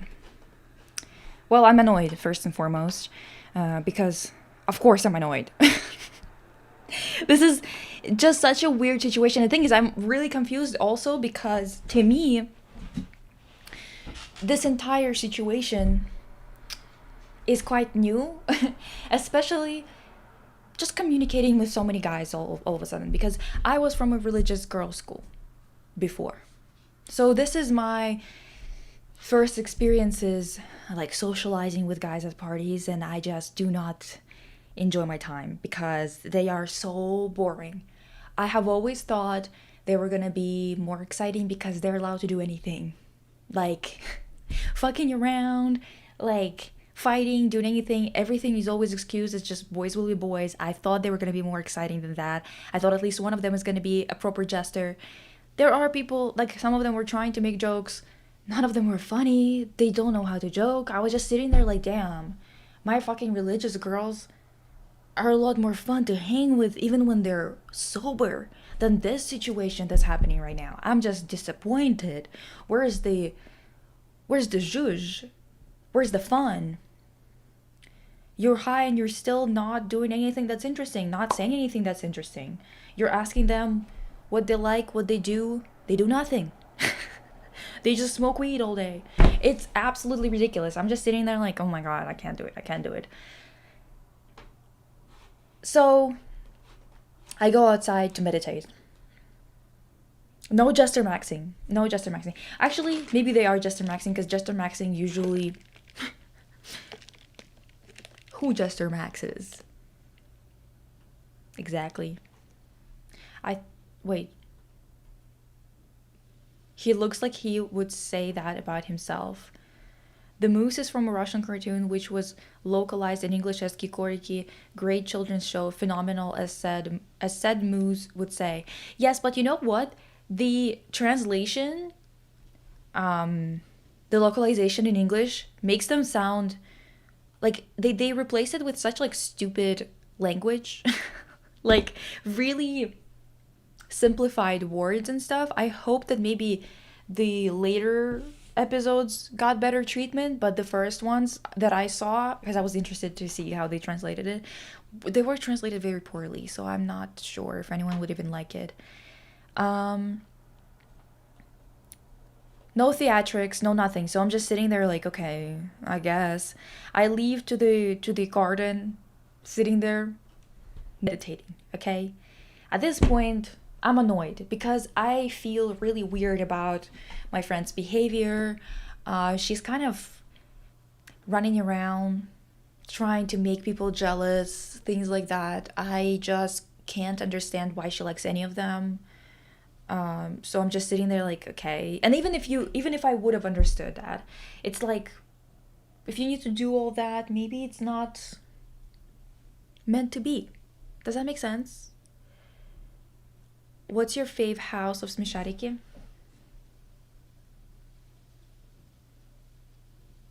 Damn. Not to be like this, but probably Nusha. Not to be so typical. A girl likes a girl house. But come on. It's the cutest one. Let's be real. Let's be serious. Anyway. So I go to bed. Because I'm annoyed. I told you. So I go to bed. I'm like... At this point... Fuck this shit. This is not even a party. I'm gonna be real with you guys. Did not come out to be a party. It was just a bunch of people. I think honestly they were just selling drugs or something like that. Like it was something stupid like that. Genuinely. It was some nonsense. And I go to bed. I fall asleep, as one does. Savunya's house slaps. Absolutely does. You know what? I like cottage house too. Anyway, this is too niche for most of the chat, I think. Anyway, so I'm falling asleep. I fell asleep. I wake up because my friend is waking me up. And she's with yet another guy. Another guy, because not one of the guys that I've seen in the house before I went to bed, okay? But I do know that guy. Unfortunately, I do need to make another story time to tell you about who this guy is and why you have to be absolutely livid about the fact that he's in that bedroom.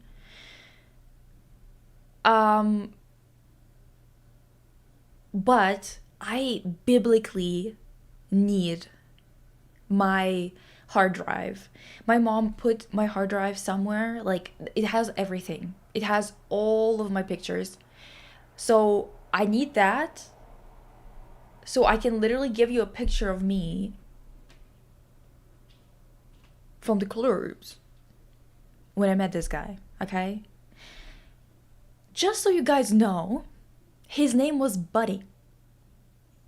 Yes, Buddy. And because I did not speak English that well back then, and also because, I don't know, I just didn't put two and two together because, like, again, English was not my first language, nor was it a language that I spoke very well. So, to me, him being named Buddy meant nothing. If you think that people were just like, oh, it's my buddy, that's how they, like, introduced him. No, they were saying, this is this guy, and his name is Buddy. Yeah.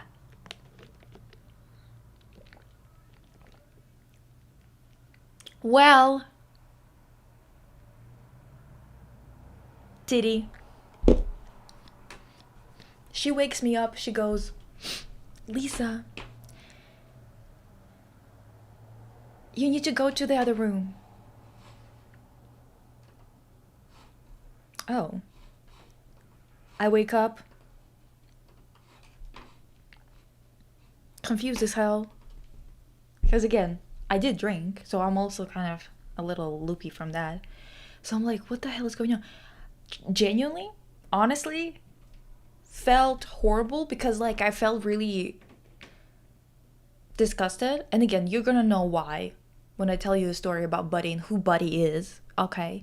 But second of all, it's also because it's like a special ick to be woken up in the middle of the night, asked to go to sleep in a different room so they could take the big bed, okay? Ugh. Gross.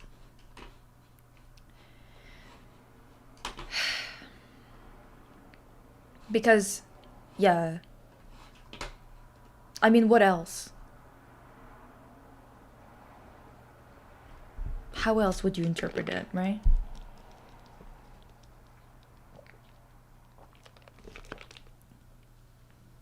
Thankfully, I fell asleep as soon as I left into the other room. So I didn't have to listen to that for much longer. But yes, exactly, it's icky. God, I fucking hate people. I swear to God. Like, it's just like no sense. No sense whatsoever. That was the worst way to spend money. The worst dinner I've had ever. She is not a cook. She's not a good cook. I'm gonna tell you that much. And the worst part is that this mofo was there. By the way, Buddy is 26 here. Or 28. I think he was 26 though. By the way, thinking about it now, I'm older now than he was back then, and he looked straight up almost 40, at least.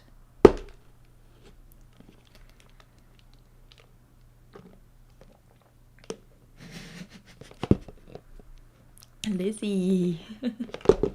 Lizzie wasn't that bad. It's gonna get worse. Not today, because I'm gonna need to prepare another visual aid. I gotta tell you about the time she left me in the parking lot at 2 a.m. Or...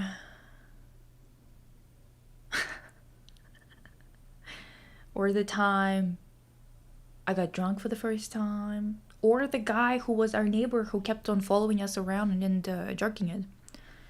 Yeah, it was horrible. Why do old ass men hang out around young girls?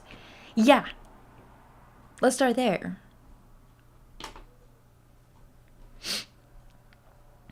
"26? Freak. Yeah. He needs to put that tongue away pronto. Pronto! Yes, exactly. I cannot fathom how a teenage girl like her would even want to spend her free time with men or like that. I don't know either. I think this is what's kind of so weird to me, because to this day I don't understand, like, she sometimes, like, I think that she had a couple of, like, maybe one friend who was a girl or something, but she was just always surrounded by dudes, and I hated all of them. None of them were hot either. But what else is new? Well, yeah. Yeah. And the police did not help because, well, they first they fucked up our countries in 92, then they trafficked a bunch of Slavic women because now they were up for grabs for fucking oligarchs to sell. And then afterwards, they made it into the stereotype that all of us are sex workers. So when we complained, literal children that went to school there, I was literally born there, by the way, just so you remember, they did not take us seriously, nor did they help, because he was Greek or like a Cypriot, and we were a Russian and a Ukrainian. So they were like, oh, probably like trafficked girls, so who gives a fuck about them?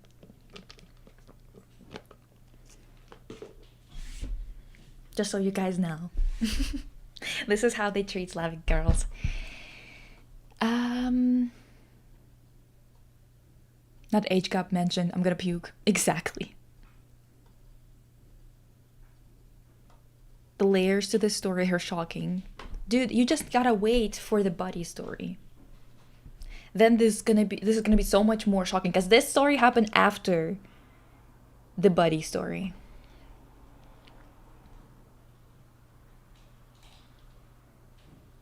Feeling a bit more grateful towards my very strict and overprotective parents because I wasn't allowed to sleep over anywhere. Well, that's the thing. It's not like I was allowed. It's just my mom was like thousands of miles away, and I was not doing what I was supposed to do. So...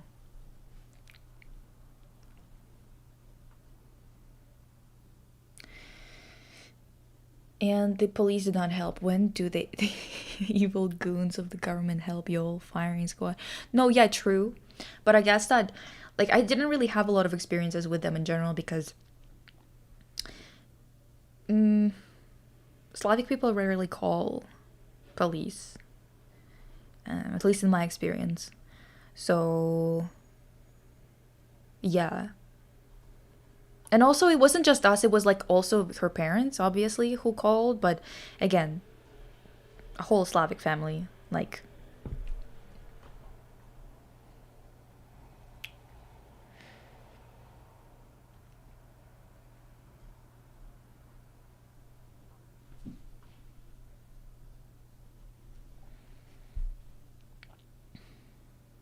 yeah.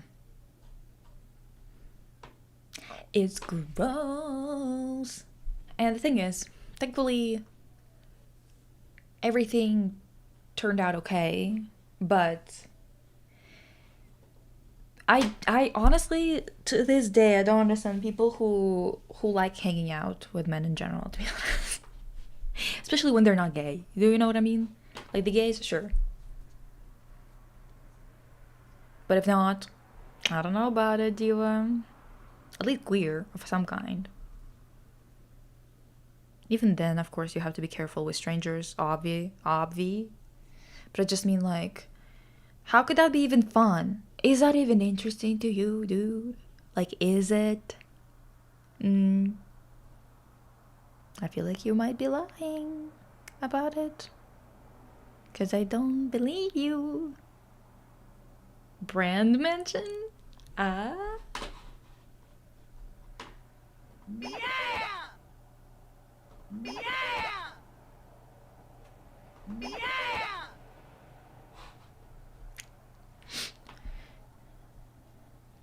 Oh yeah, so her ex-boyfriend, by the way, or her boyfriend, fuck, I don't remember what was going on with them. He also was kind of a drug dealer, except he was doing it because he was bored. Oligarch kid. I don't know how much of an oligarch situation his parents were, but they were rich, and he was doing it just because he was bored.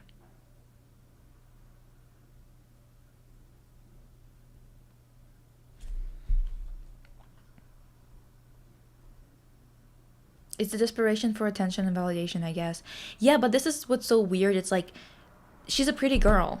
She doesn't have to be doing all that, yet she is. It's like how, it's so crazy how male-centric and heteronormative our society is, that people don't see this type of behavior as diabolically pathetic.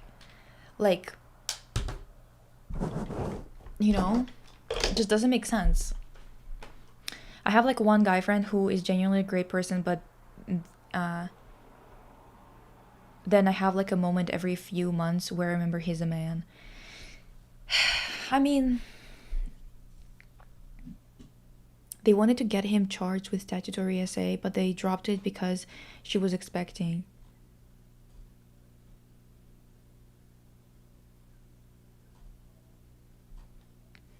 How is that related? Girl, can't you take a class if you're that bored? You've got the money. Dude, he would say that he like spoke 4 languages. He didn't even speak his own language well. Dude was 19 years old, couldn't even spell the easiest words in either Russian or Bulgarian or whatever the fuck he spoke. Belarusian? I don't know, bitch. He spoke something. I don't remember his life. He pissed me off. I used to call him, his name rhymes with a rude word for a condom in Russian, so I would call him that. Sure, maybe it's not polite per se. Sure, I'll give it that. I'll give you that. Okay?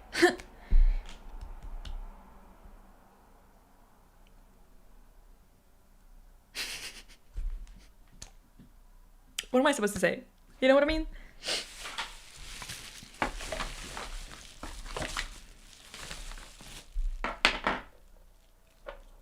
Divas. Get back to your books. Snatch. Schoolboy.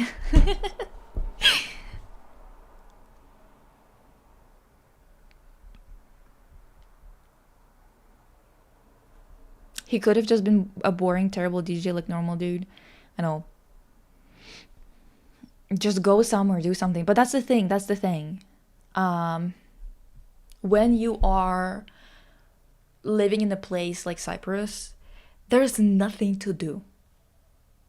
This is why they should have left Cyprus and went to study in a university in somewhere in Europe.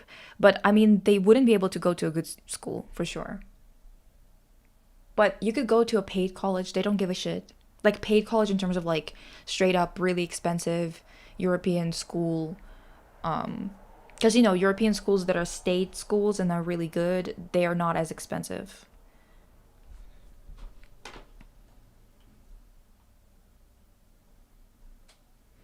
Lisa Pink and I were talking about family members who were groomed by older men and got pregnant by those same dudes. Yeah, but why not get him charged with SA?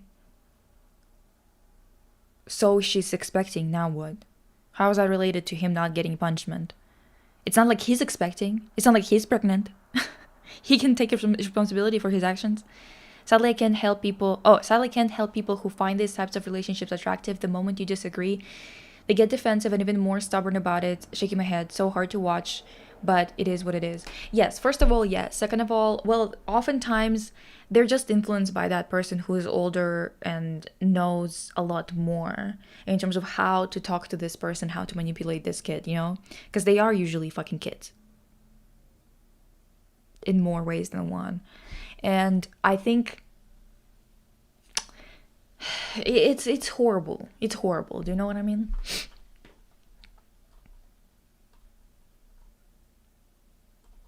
Doesn't Cyprus become more lively during the summer? I'm thinking of all the European tourists. I mean, the tourist areas are oftentimes lively. It's just very different when you live there. Like, you hang out in different areas. You don't really hang out in touristy areas. Those areas are usually a lot more expensive. They're full of people who you don't know if you want to be dealing with in general, because it's just a bunch of people, a bunch of adults doing random shit, and like it's just like, if you ever lived in a place that's loved by tourists, you know that you don't hang out in the same spaces as they are, or as they do most of the time, unless they are like in the know and their friends live there and they bring them into your spaces. You know, usually it's like a little bit more separated. Doesn't Cyprus... Oh, wait.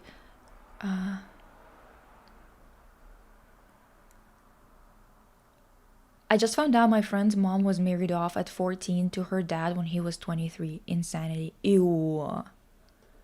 That's so gross. Holy shit. I think a lot of those people want that man who essayed to still be there to raise the kid or financially support them. So going to prison would hinder those two objectives, especially the latter. Right, because he's going to be so much help. We already know the story, right? So whoever was telling it, come back. Was it Tammy? Tammy, was he useful? Or was he a useless piece of shit? Probably the second one.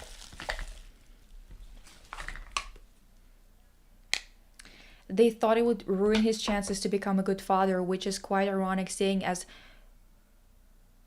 Ho said, dude is a deadbeat dad.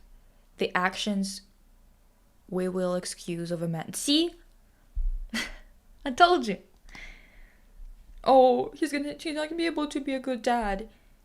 He's not even a good human. What are you thinking is gonna happen here? He can't even take responsibility for himself. You think he's gonna take responsibility for someone else?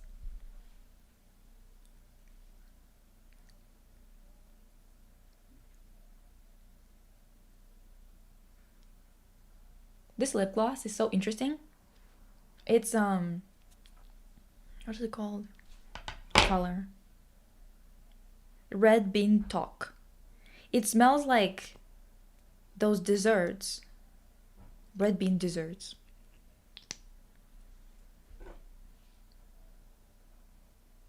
Yeah, so someone essays a child and they're like, but think of the guy.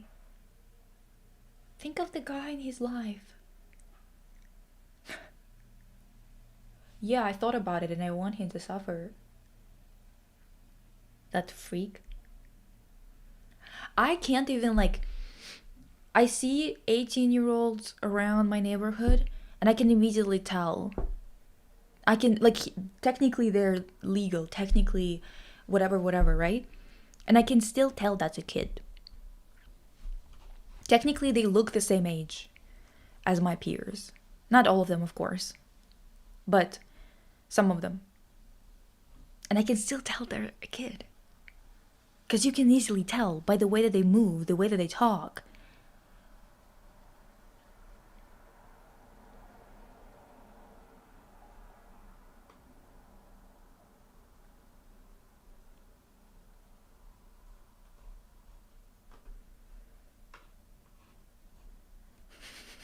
he assaulted a child, what would make them think he could care for one? Exactly.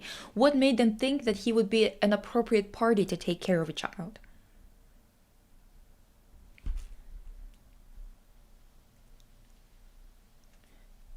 People constantly say that, oh, when guys get boys get this type of shit happen to them, they are not taken seriously, as if you take it seriously when it happens to girls. You reward this type of behavior. Sometimes you even force those girls to still stay with those mofos. What are you talking about?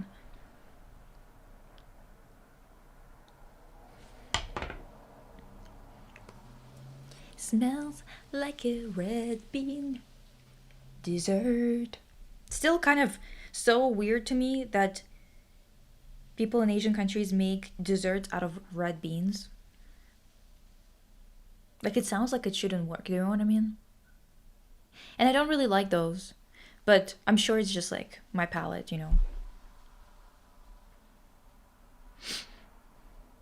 A loved one is with a mid 40-year-old with 30. What do you mean with 30? It's disturbing, but they want it. Oh my god. 15 years difference? Disgusting.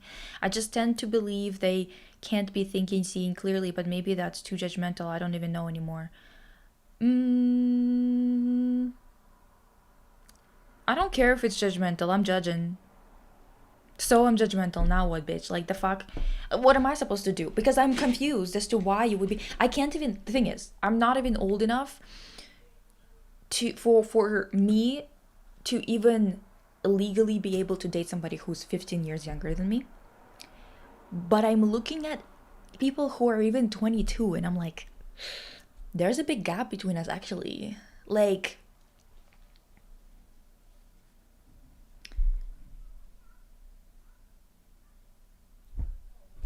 Sorry to say.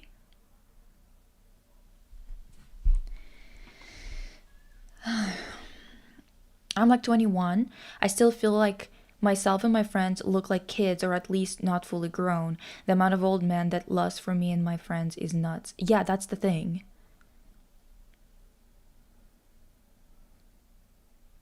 Yeah, they act like teens. You can see it in their body language even, like the way that they move. I know 30 is adult, but still, why? Okay, so another story time. I have mentioned it before, so for some of you, it's probably going to be a rehash. I don't know. So when I was done with my chemo, I started working for a company that was like a startup of a jewelry place.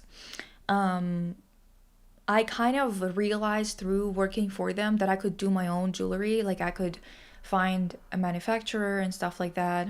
So...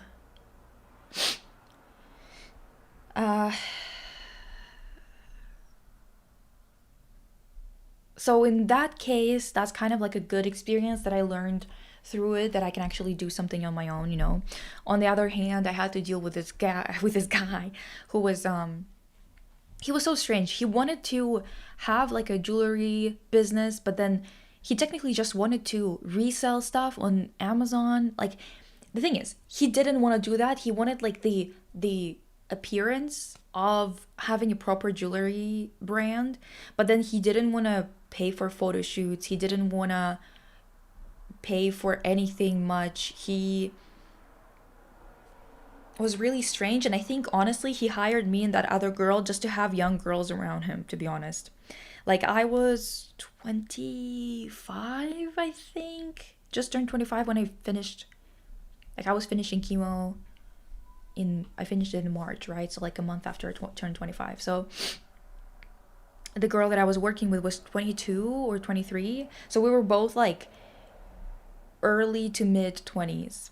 And this guy, I don't know how old he was exactly, but I think at least 45.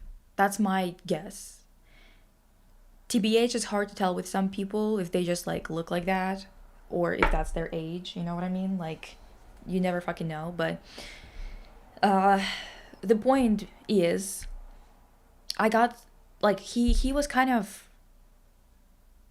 I don't know, I was starting to pick up vibes that were really weird. Like, he would say things like, yeah, like my friend has a Russian wife, and like he would like say things that were kind of, I was like, immediately when people say that to me, I'm like, I'm starting to get uncomfortable because I know where this is going. Do you know what I mean? Like, whenever they say this, to those of you who are new to being abroad and you're Slavic, whenever they start talking about this shit, be careful. And so he's kind of like, I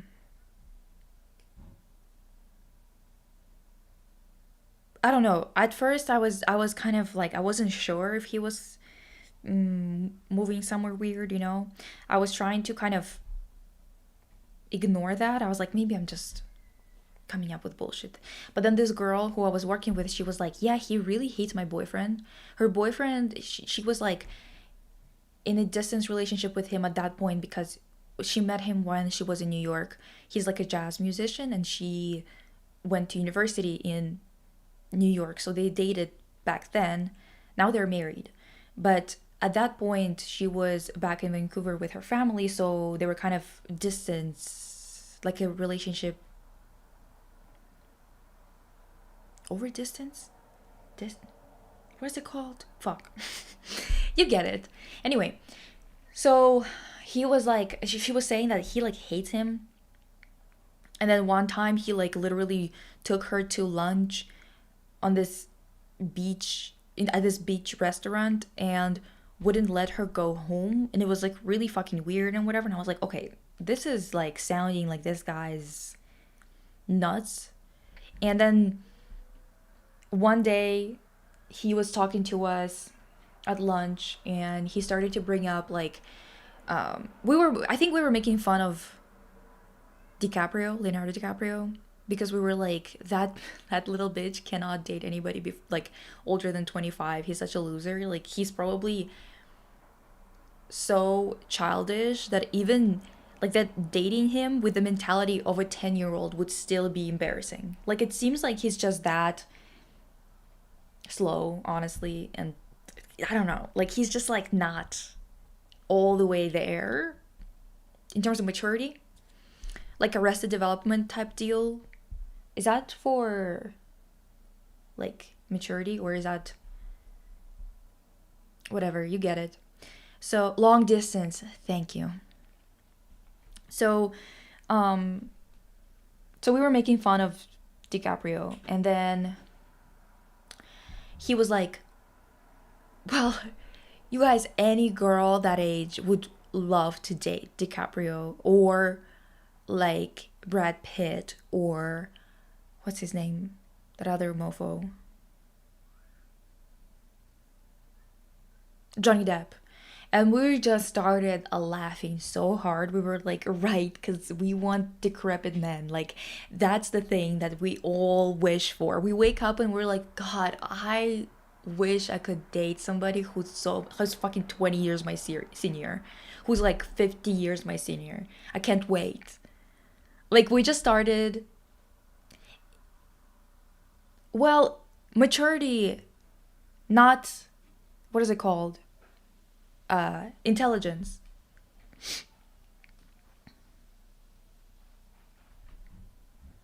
You know exactly what it means. Bro wanted a cake without baking. Also preying on a girl who went through really harsh health treatment is so disgusting. Like, yeah, any girl, not any around me, diva. Exactly. But clearly you do. Why are you looking at him like that? Well, listen, he can look at him like that. They're in the same age bracket. Actually, I would encourage it. You know what I mean? It's just so weird. Like, genuinely, I'm pretty sure that you have to be stuck, not moving forward at all in terms of like developing yourself, maturing as a human being. If you look at 18-year-olds as a viable match at the age of 40, like, you're honestly, like, it's just pathetic. Like, if you don't mind being pathetic, that's your deal. But, you know, I'm gonna make fun of that.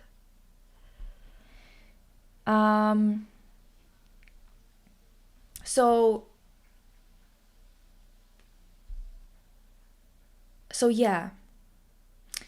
Then after that, he started to be like really mean to me, and I was like, okay, I see.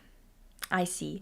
It was really like he got pissed off that I basically made fun of the fact that old men even think that they have a chance with young girls like that, and that it's kind of gross if you are at like that age and you're hitting on girls so much younger than you are. And he was like, well, they're like, what if they're like 25? And I'm not sitting there being 25. I'm like, okay, I gotta go hard on this one because he's clearly testing the waters considering his behavior before for weeks. So I was like, I literally told him, I was like, dude, this is some bullshit that some old man came up with. If they want to delude themselves into thinking that someone that young, instead of wanting somebody as young as, and hot as they are, they want someone decrepit, that's like, you can lie to yourself all you want. That's just not how it works. Anyway. Because I was like, I'm not doing that. I'm not doing that. And also, he was my boss. It's so weird that he even like, he's just like such a freak. I'm still bold, by the way, at that point from chemo.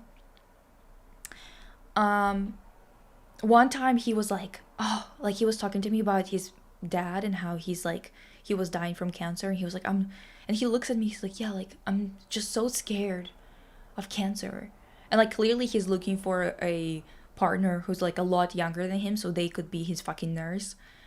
So I'm just like, I was so annoyed because I'm like, I just went through that, and this grown-ass man who's twice my age is like whining to me about how he's scared of cancer. Bitch, I just went through it. And I just like, I would look at him like, first of all, no shit you're scared of cancer. Like, do you think this is news to somebody? I literally was like, my response to him was, well, yeah, you should be. I'm afraid of cancer. Well, yes, you should be. The fuck do you think I'm gonna say? You think I'm gonna be like, no, it's like just like wandering around Candyland? Is that what you want me to say? I genuinely was like, well, he's like, I'm so afraid. Well, yeah, be afraid then. What do you want me to do about it? Like, seriously, what kind of question is that? I'm at 25 already dealt with it, with fucking blood cancer. You want me to calm you down, a grown-ass man who's preying on me, who's looking at me, a hot piece of ass, a young woman? You want me to calm you down? You want me to feel empathy for you while you think that you're a gift to me? Idiotic shit, I swear to God. And that's the thing, you have to be mean to them because otherwise they genuinely think, like, if I would have been any nicer than that, he would have been so much more insufferable and inappropriate with me. I've tried it multiple times. Growing up, I've tried being nice so many times because the thing is, this is your, like, if you are not a mean person in general, like if it's not like your natural inclination would be to feel empathy and to be nice. And every single time I did that, whether I was a kid, when I was older, and I thought that this is like a different situation and I need to be more like nice about it, they would get fucking weird.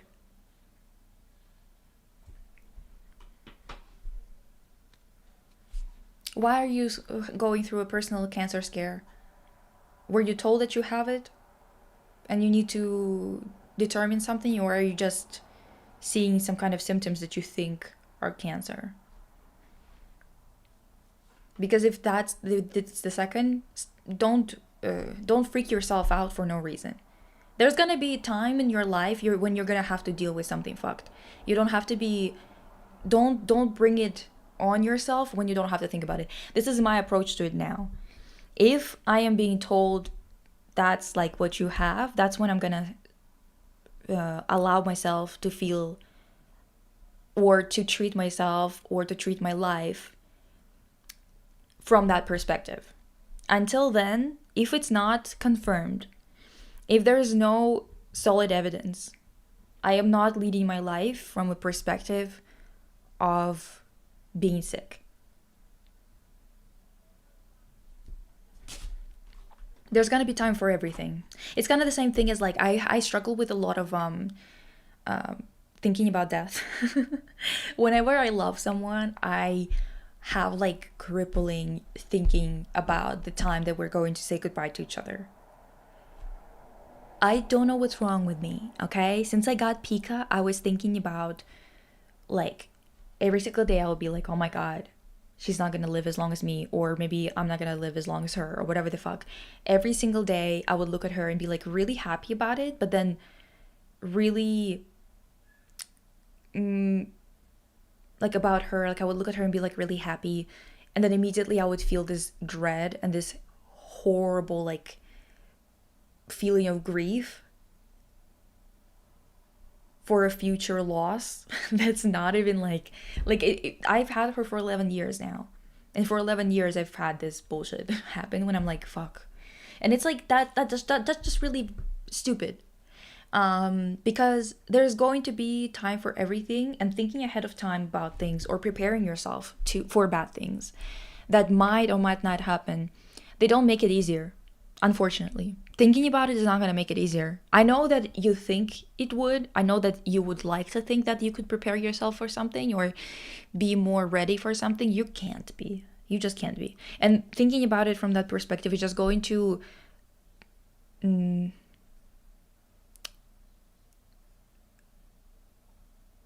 maybe not ruin, but definitely soil your good experiences. You kind of just have to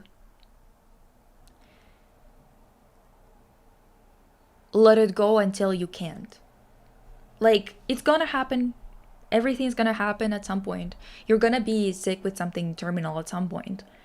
But you can't be thinking about it while you're not. So, okay, I've been having these symptoms for ages. I'm just scared because medical professionals have been patronizing as hell to me because of my autism.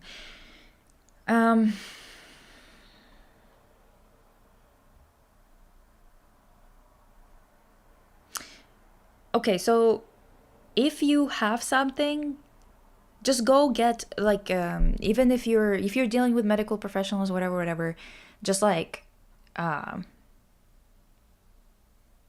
either go and see them and ask them for a full blood panel, because the thing is, if there's nothing wrong with your blood, especially because the thing is, listen, a lot of cancers are not detectable in blood, but what is detectable is that there's something off, especially if you're in active, like you have a cancer in your body. There's definitely going to be something that's going to be off, either with your enzymes in your liver, or this is how it's measured usually for my type of cancer, right?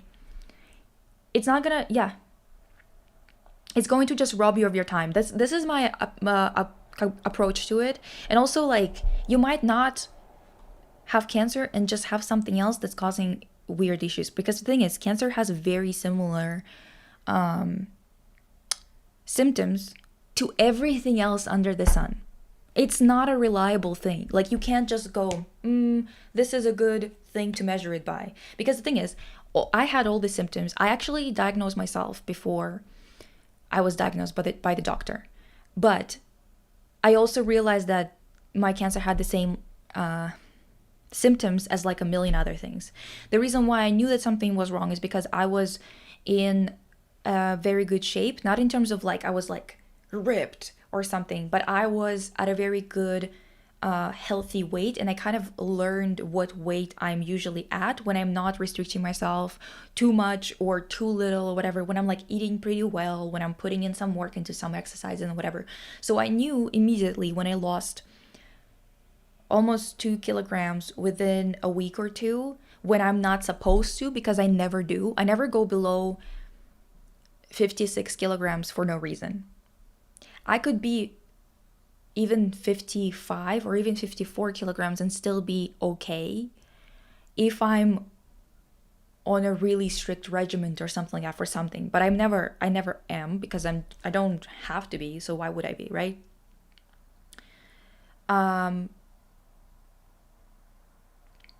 The thing is,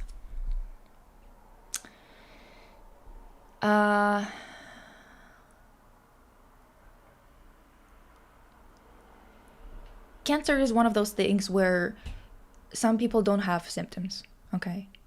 If you have paid, like available paid screenings, go get an MRI if you want to, if you're that scared. But the point is, it is what it is. Like, I don't know what to tell you, because the thing is, a lot of people tell me this and they're always like, well, I'm scared, whatever. Unless you're being told that this is it,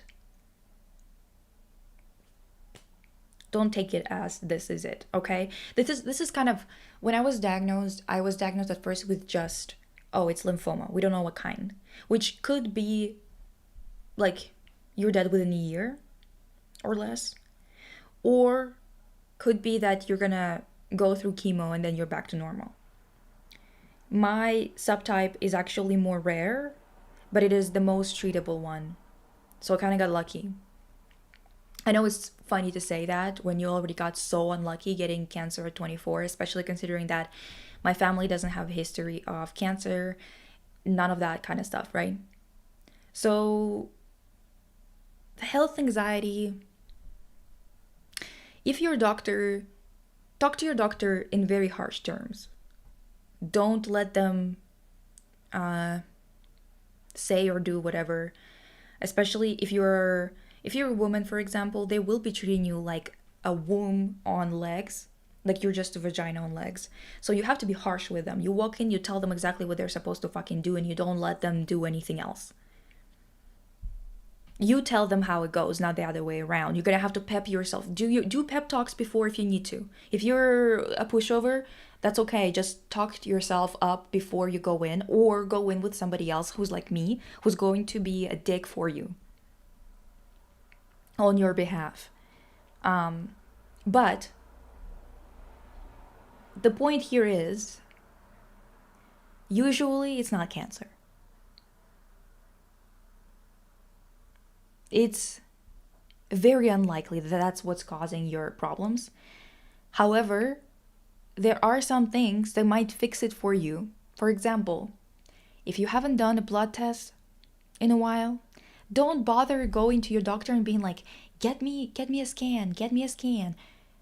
Try to get a full blood panel first, because a full one, because that one will tell you whether there's anything off. It might not tell you what's off. It probably won't, because I'm telling you, blood tests can't determine issues. But they will be able to tell you that something is not absorbing right, or something is not 100%. At least you will be reassured in one way or another, right? I almost got an MRI scan for my heart, but I came to the realization that stuff like that is horrendously inaccessible, because doing it would give me a panic attack, and I wouldn't actually do.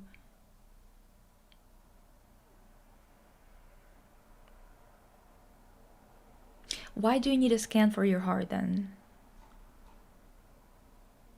If it's something super serious, they should be giving you, they would be giving you, or you should be asking for. I'm gonna tell you ahead of time. You should be asking for, not a tranquilizer per se, but like a pill to calm down, like a Ativan. Ativan could be enough. Maybe a higher dose of it. If you're that anxious and you have panic attacks, it's just not gonna let you have a panic attack. It straight up just switches it off. You're not gonna feel well mentally per se, because you're still gonna be depressed if you're depressed and stuff like that, but it will definitely stop a panic attack. There are options for that. For brain damage. From what? Actually, I'm not a doctor. I don't know why I'm giving you advice. Don't listen to me for seriously. men's egos are so fragile. Someone nagged me once, and I said it back. I don't know what it was about anymore. I just remember his face dropped and he never spoke to me again. LOL. So it's only okay when you say it. Yeah, I know, right? Also, that guy was like, that old guy said something about like, well, you're not that skinny or something like that to me. And the thing is, this was after chemo. Diva, I was at like, you've seen the picture. You've seen that picture I've showed you of what I looked like, how horribly thin I was at that point. And because, like, to me, at that point, being that skinny, associated with being sick, I didn't want to be that skinny anymore. Like, before then, I thought that, oh, it'd be nice to be skinny, so everyone's like, oh, she's skinny. Especially because, you know, growing up in the Slavic household, they brainwash you with that shit. But at that point, honestly, having cancer and going through chemo does beat that shit out of you. That stupid ass. It will get beaten out of you. I'm gonna tell you that much. And my reaction to that was just like, okay, like, why are you talking about my body right now at all? Why do you think it's appropriate exactly?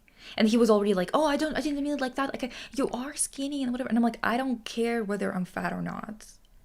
I don't understand why you were speaking on it. I get that, but yeah, thinking about it won't prepare you, won't just make you miserable and rob you of the time you have together. I was shocked to see he got cast in a Christmas movie because, yeah, no, don't even start me on that. Also, that movie, why would anybody want that? I don't know.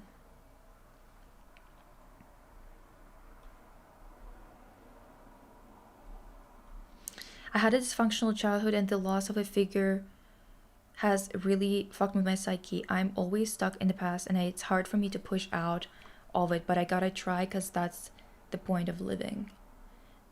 Never worry about a hypothetical thing because 1, you'll never be prepared. 2, it might not happen. 3, it will fuck up your physical health.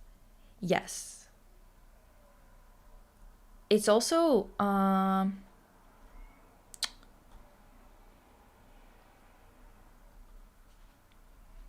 you're not that skinny to a cancer patient. Yeah. The new game? You want me to stream the new game? Is it good? I feel like it might not be good and we're all gonna be bored. Do you think it might be? I don't know. Has anyone played it? So yeah, to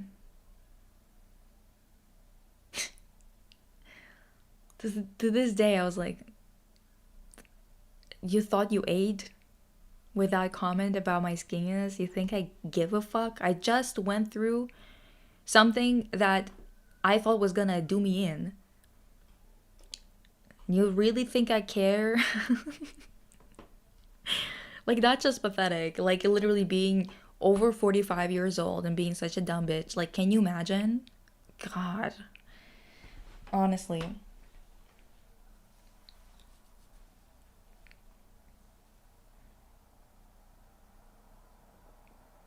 I was gonna say something. Oh, yeah. Because the thing is, if you are actually, like, if there is something fucked in your destiny or whatever, right? One thing you will regret is that you didn't allow yourself happiness when you were supposed to have it. Like, let's say it's fate for you to die tomorrow. It will be a bummer if you are not gonna let yourself have a good day today just because of what is gonna happen tomorrow. When I was like, I remember I was watching this like aespa performance because when I was going through chemo, it was like their Savage song came out. And I was watching their performance and their hair was so long and shiny and they were like dancing and whatever. And I was just sitting there like, that was a time when I didn't know whether I was gonna live or not. I didn't know my chances. I didn't know what kind of cancer I had. I was just still going through testing. I knew I had cancer and I knew that it was blood cancer. I just didn't know what type. So it was probably the worst part because for a month I was walking around feeling like the entire world was made out of thin paper, like everything was hollow. It was like a really weird experience. Pika, go. Go. Easy.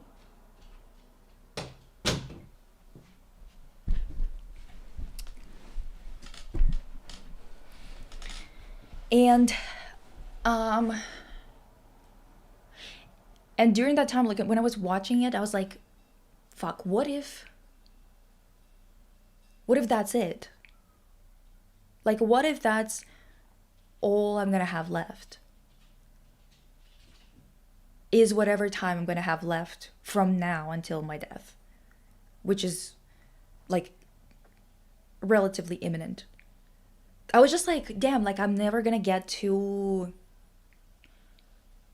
have enough energy to dress up and be cute, to just have some fun, to do whatever you're supposed to do in your 20s. It was a really horrible experience because I was like, I wasted all my time being like struggling financially because of being an immigrant and going to school and working 60 hours a week. I never fell in love. I never did any of that. Is that it? Is that all I'm gonna have left? Is just this horrible battle with this thing until it takes me? And I never even got to experience life outside of struggle. This is actually what radicalized me for real. Is realizing how many people are gonna end up in that situation, and for them, they might not even get lucky enough to survive it. And then now I survived it, but people, whenever they ask me, like, it changed your life, right? Now you're just like living to the fullest. And I'm like, I was living to the best of my abilities in terms of living to my fullest when I was, before I got cancer. I was actually pretty, like, even with all the shit that was going on in terms of just like how little money I had, how much struggling I had to be doing just to stay, just to have a place to live and stuff like that, I was still pretty happy because also I guess the economy wasn't that bad. I actually got I got offers for jobs that I had to turn down because I got cancer. I never got even an interview for a similar job after that because the economy changed so much that I'm now considered to not have enough experience for it. Like I don't even get interviews for those positions that I actually got offers for before I got cancer. Like my career was derailed. It's still derailed to this day. But the most ridiculous thing is that whenever I talk to people about this, I'm like, well, first of all, I was happier before. And I was living more to my fullest before, I think. Now the economy is kind of hindering me even more than it used to. So now I'm like doing less than what I used to do. And thinking about it, like it's just so weird because they always want some kind of inspirational story about how it changed me for the better, but the fact of the matter is that things like this happen to you not because they have to happen to you, they just happen to you. This is an unfortunate fact. Things don't happen to you for a reason. I'm like, one of the projects that I actually do want to do, that I do want to make artistically beautiful. I don't want it to be a bummer visually, or even in terms of like the way that I talk about it, but I did want to talk about mortality and how, what kind of reflection you do while having death breathing on your fucking neck. But the fact of the matter is that a lot of the things that I thought about when going through it, it was simply stuff that I've already arrived at by thinking before. Just if you take out the time to think about those things, you will arrive at the same conclusions. You don't have to be going through struggle to actually understand it. This is what people don't want you to think. They want you to think that you have to go through difficult things to understand them. You don't. You have to have empathy to understand them. You have to be at least a little bit capable mentally instead of being lazy as shit, you know? You have to put in some work to understand why things happen the way that they do, right? But that's the thing.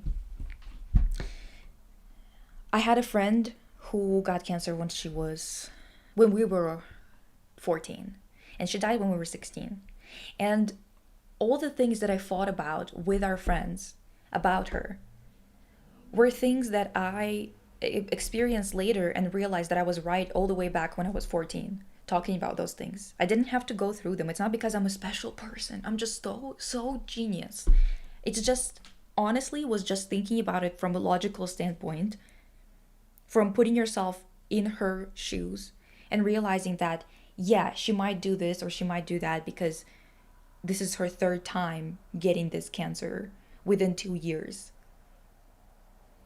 She's panicked and scared that she's not going to be able to experience life. Yes, she's going to maybe get drunk even though she shouldn't. Like, basically, you don't have to go through bad things to understand them. And my experience with cancer was pretty useless. It didn't teach me anything. It confirmed a lot of things. It gives me ammunition now. I love using it.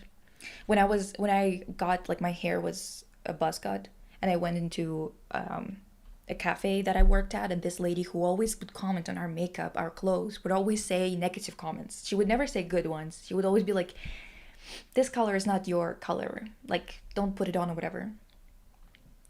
One time when I came in and I was at that point just a customer, and I had my hair, it wasn't a buzz cut, it was my hair growing out, right? And she was like, why did you do that to yourself? Why would you cut your hair? And I was like, oh, this is the perfect opportunity. Oh, this is so good, Diva. I go, actually, it's because I had cancer and I had to go through chemo and I just finished it last week. So I lost all of my hair, actually. It wasn't my choice. So after that, turns out my friends who were still working there, they told me that she stopped commenting on their looks. I was like, God, yes, exactly, squirm, as I should. I fucking love making them squirm. Like, bitch, you want to talk? You want to be a little hoe about it? Well, let's talk about it. I don't mind talking. We can talk. Actually. It's very sad how we live surrounded by systems of oppression. That's exactly it. Because the thing is, what am I to tell them? To those people who are like, well, did you go traveling after that? Traveling, Diva. I can't even see my family. Where some of them are already dead and in the ground and I can't even visit their gravesites. I don't have the money to go there. I don't have the money to go all the way to Siberia and see them. Even their tombstones. Even just to clean them up and leave some flowers there. What do you mean travel? What do you mean travel? Fucking hell, you don't understand it. Like, you clearly don't understand how people live if this is what your line of thinking, really. You just needed a scare to actually live. What the fuck what are you talking about? It's kind of like, like one of those videos that cracks me up so hard every time I see it or every time I remember about it. This TikTok video where this girl was like, she's like swimming in this water somewhere in Fiji or some shit, and she's like, this is your sign to stop being scared and book those tickets. Oh, that's why I'm not in some blue ass water somewhere in Fiji relaxing and drinking mojitos on the beach. It's because I'm scared. I'm scared to book some tickets. Can you imagine?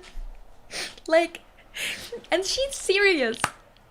She's serious, and there's like millions of likes on it. People in the comments being like, you're right, actually. You can't be serious. Like, every time I hear that, I'm like, holy fuck. Like, good God.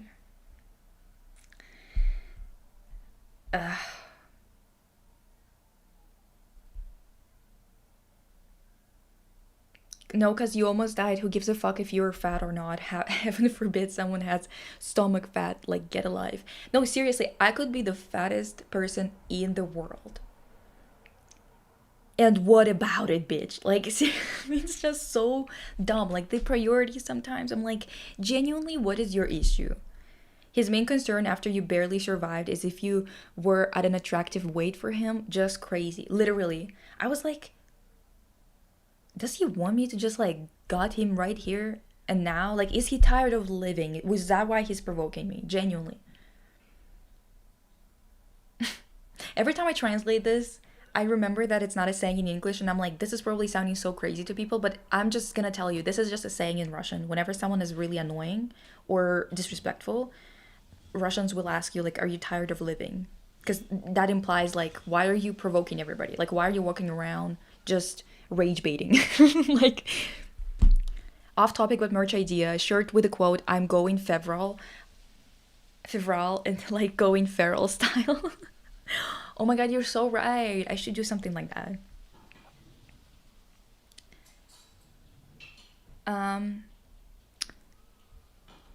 People are so comfortable talking out of their ass. Literally, make it stop. Wait. Make it stop. Lisa, could we help crowdfund a travel fund for you to travel to see your family? Dude, you know, that's the thing. Oh, по шапке.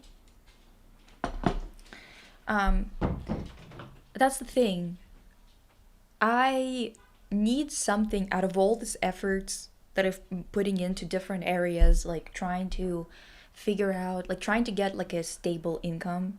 I need at least one of those things to fucking pan out. It's not gonna be just like a crowdfunding thing because I have student loans, right? I have to take care of Pika, who's really old now and has a lot of issues. All my money goes to her bills right now. So it's not, I don't think it's going to, like, just crowdfunding is gonna fix it. That's why I'm like, Diva, I just need something to pan out, something to go my way at least once. This shit is so annoying. TikTok, Instagram influencers, exactly. I'm so scared to book a flight to Fiji. Lisa, I love how rageful and bloodthirsty you are. Listen, like, it's just weird because every single day I have to watch people struggle. Like, for example, one guy who was our, like, a client at that same cafe. He got cancer after me. Pika.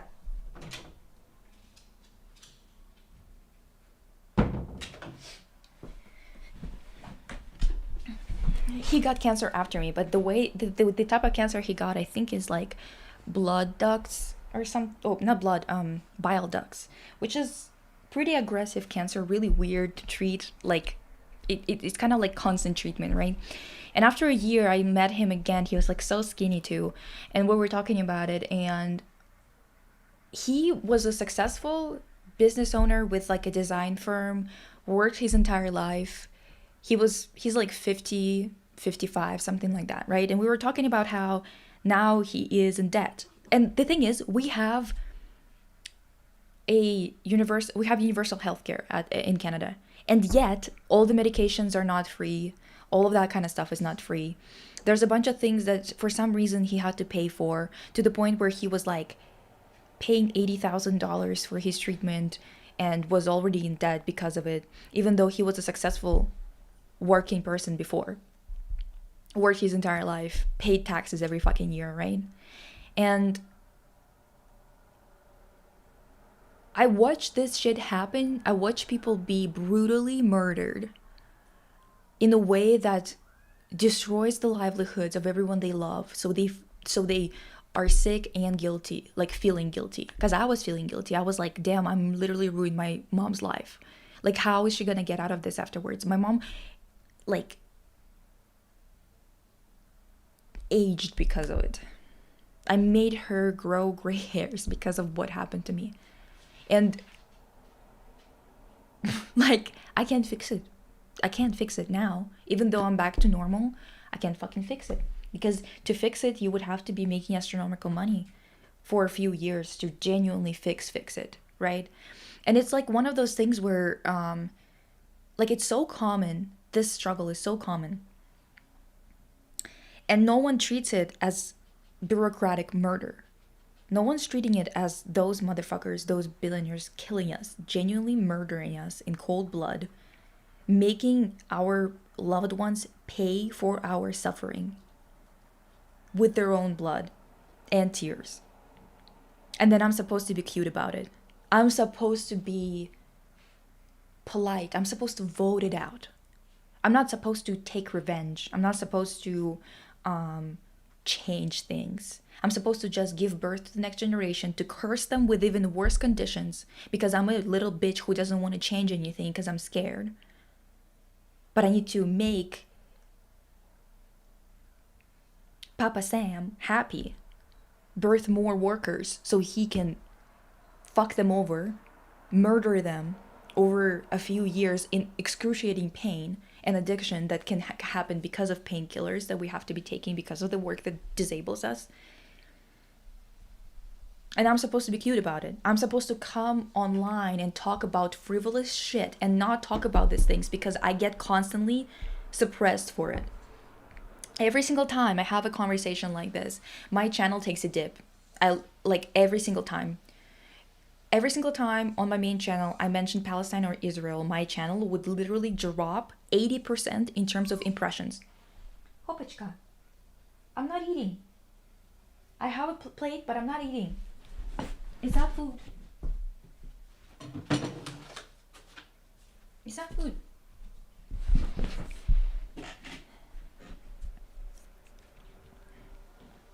I'm telling you, like, people are always like, it's just your performance is just like, you can't be always on top and whatever. And it's like, listen, you're right. But the problem is not that. It's the problem is that specifically videos where I am direct about these things that are inhumane and fucked up is exactly when my chart drops, not in performance, not in click-through rate, not in the amount of time people are watching, but in impressions. YouTube just doesn't show it. 80% every single time I mention the state that shall not be named. Every single time. That means that everybody else is having the same issue, and I can see it on my own For You pages. Hopa. She's scratching her ear and making like this like sound. My little baby. It reminds me a lot of what is called prosperity gospel in Christian spaces. The idea that suffering is needed in order to be great. That if you continue to sow during bad times, you will be rewarded. Yeah, and you won't be. Nothing makes sense. There's no karma.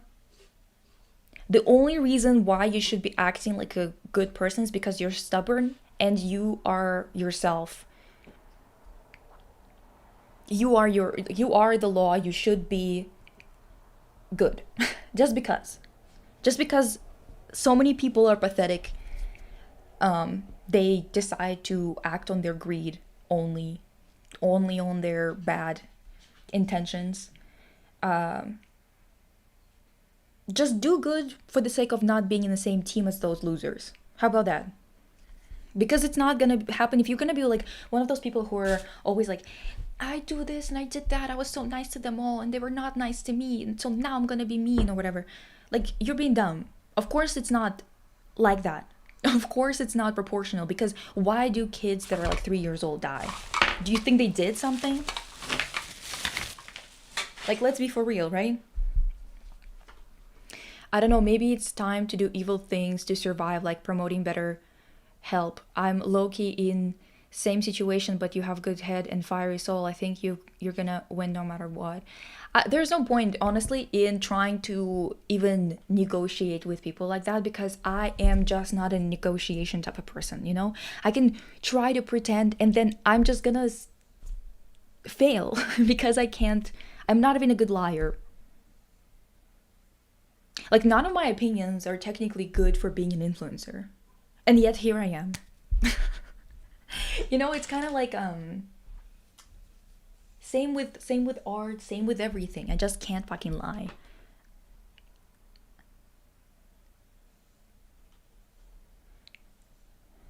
I saw a video on TikTok of a clip where a woman was walking past this homeless guy and she just looked him up and down, yet people were talking about how cunty she was in the comments.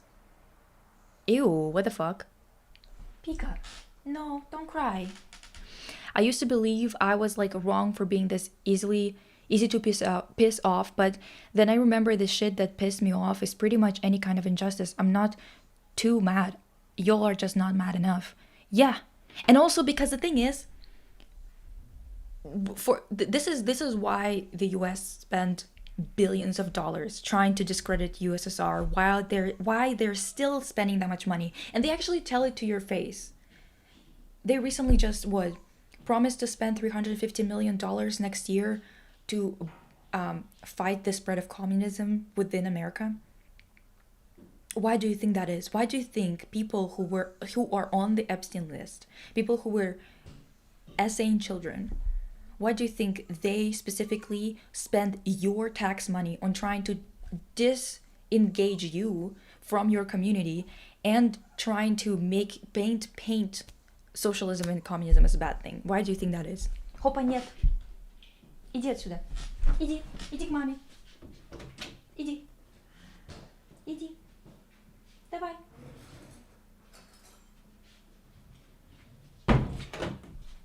She wants my food, but she can't have it, so she's crying. I'm like, go eat your own food. God damn. The Western urge to make everything personal failure. Oh my god, yes. Sure, it's not systemic. It's my own shortcomings. I see. That's why I haven't been anywhere in 14 years. I'm scared. Exactly. Thank you for popping off, Diva. This is very vindicating to watch. Yeah, because that's the thing. I literally went through something that people usually say makes you go and like live your life to the fullest. I can't. Not because I don't want to. Not because I'm scared. Not because I don't have the energy to even. Which, obviously because of how much I work, it's difficult. But still. There's not enough for healthcare and food.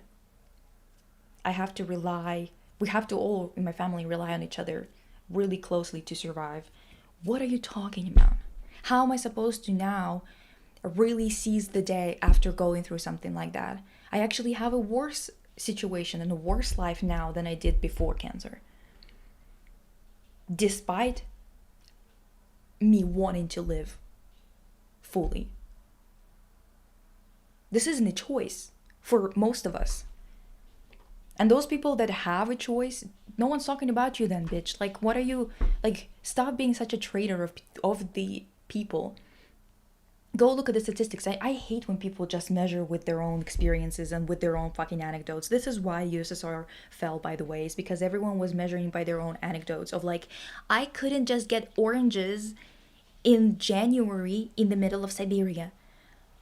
Yeah, and that's why it's bad, huh? I can't get oranges now even though they are available at the store and there's 5 different types to choose from because all of them are expensive as shit because our corporate overlords are making them expensive while paying everyone who actually made those oranges dust. So what are we talking about?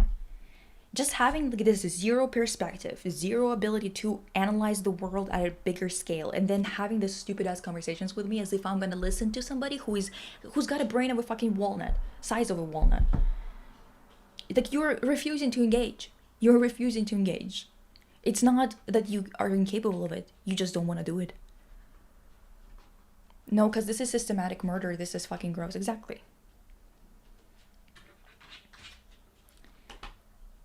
Add to merch idea list, and I'm supposed to be cute about it.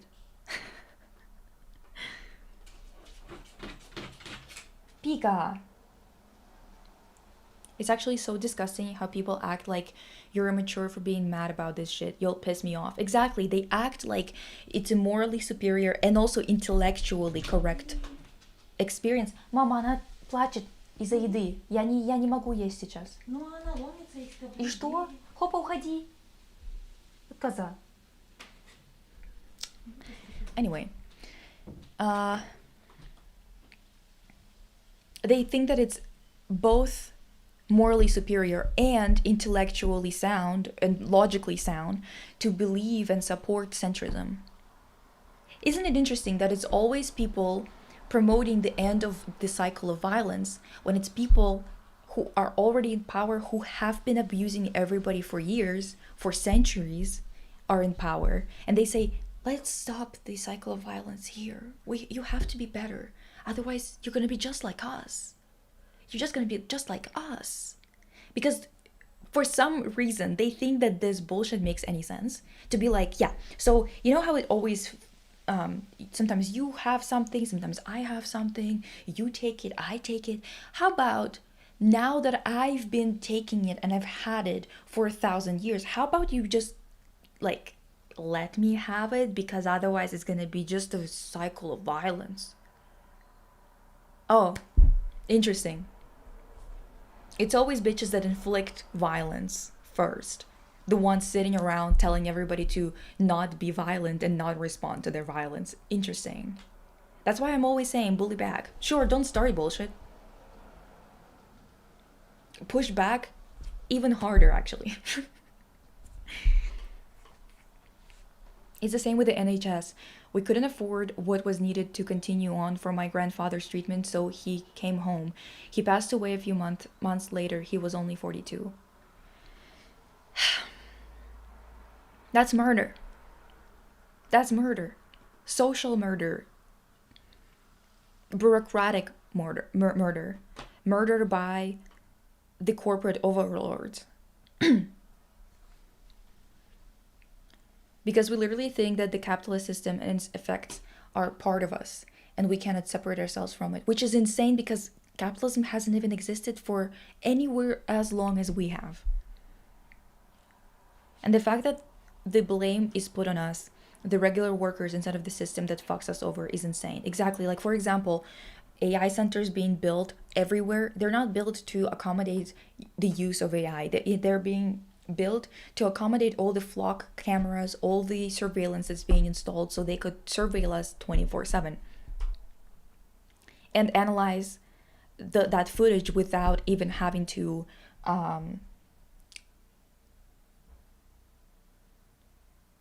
look through it themselves. They can just use AI to do this like at the super speed, you know?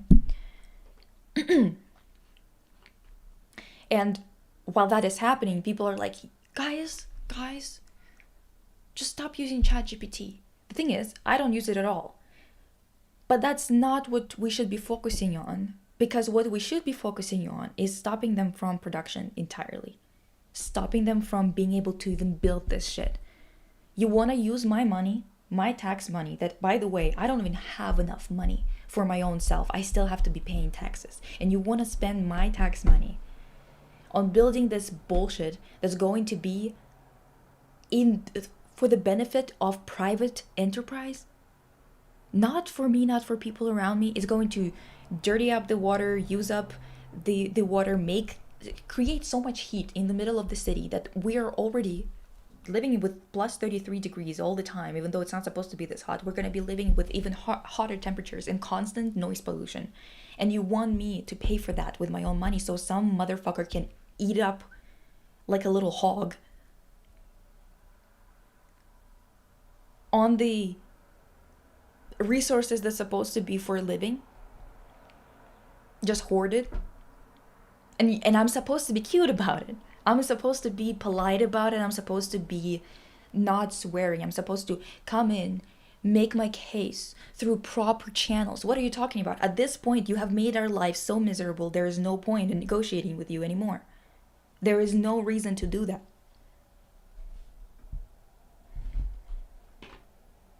And we appreciate that from you.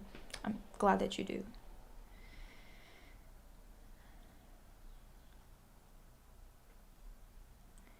People are in a trance. They don't care to speak up or anything. They're tired too. I feel like so many people are so exhausted.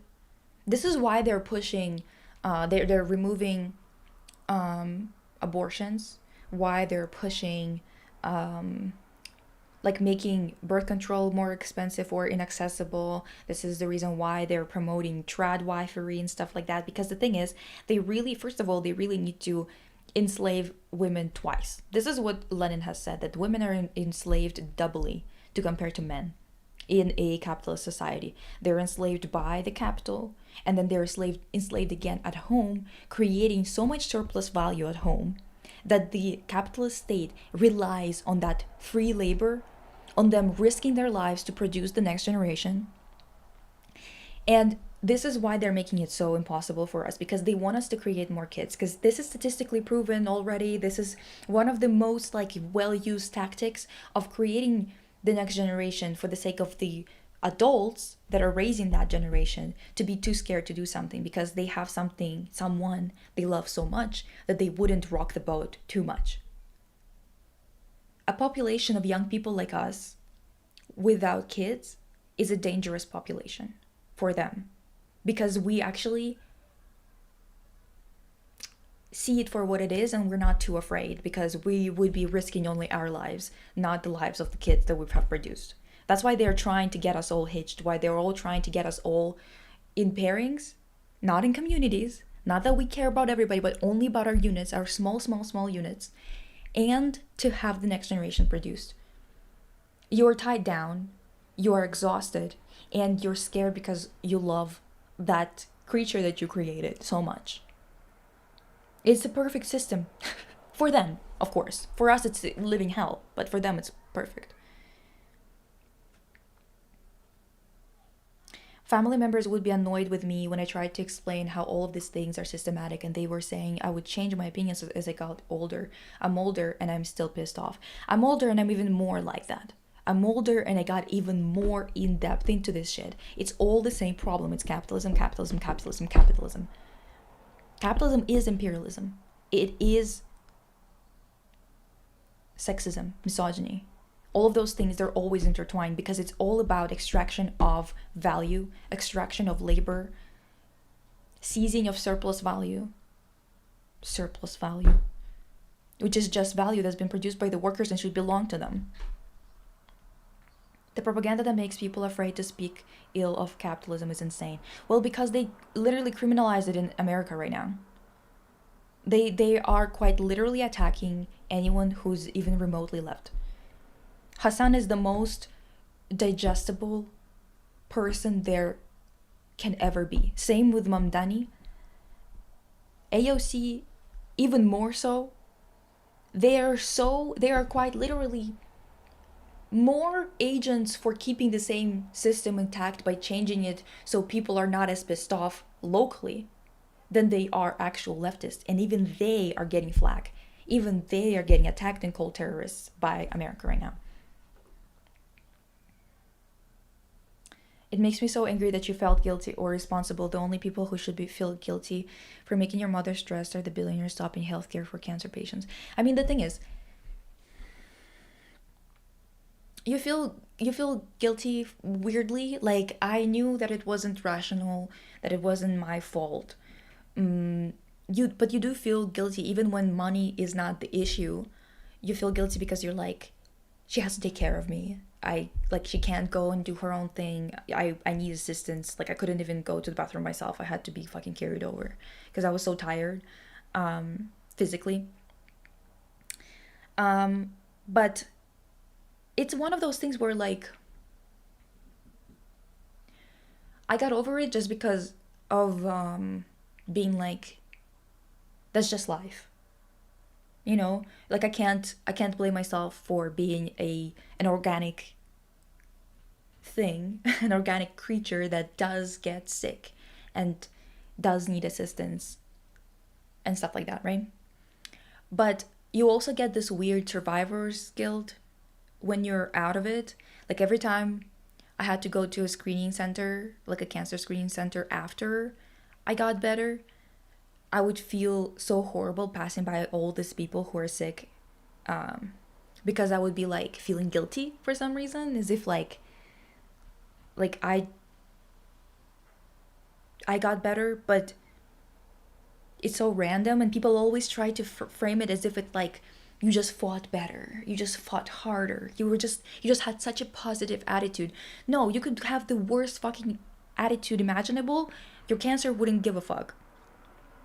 Either way, you're still gonna like either survive or not survive despite how positive of an attitude you have. And that's what's so fucked up about it, you know? How unfair it is, genuinely.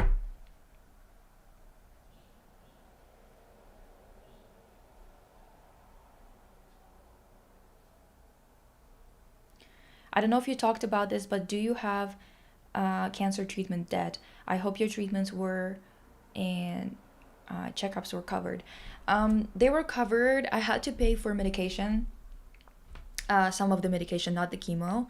But one of the things that happened is that like one of the pills that I had to take before doing chemo, it's like one pill and it kind of stops you from throwing up violently because the type of regimen that I was on, it had dacarbazine, which is like the red devil, that's what it's called between patients. That's the thing that makes you really nauseous. That's the thing that makes your hair fall out. And also that's the thing that the nurses need to administer slowly while mixing it in with saline, because like they have to watch and do it themselves with like a little thing, like putting it in, because if it spills out from your vein, it will give you like some stage of burns inside. Like it will literally give you burns inside of your body. So I had to take that pill, and I bought it once because they gave me a prescription that you should go and fulfill at a pharmacy. One pill was $400. Okay, I come in to the hospital. They're like, dude, you didn't have to buy it, we would give it to you. And I was like, so why did you give me a prescription? And they were like, oh, it was a mistake, a $400 mistake that I can't fucking return.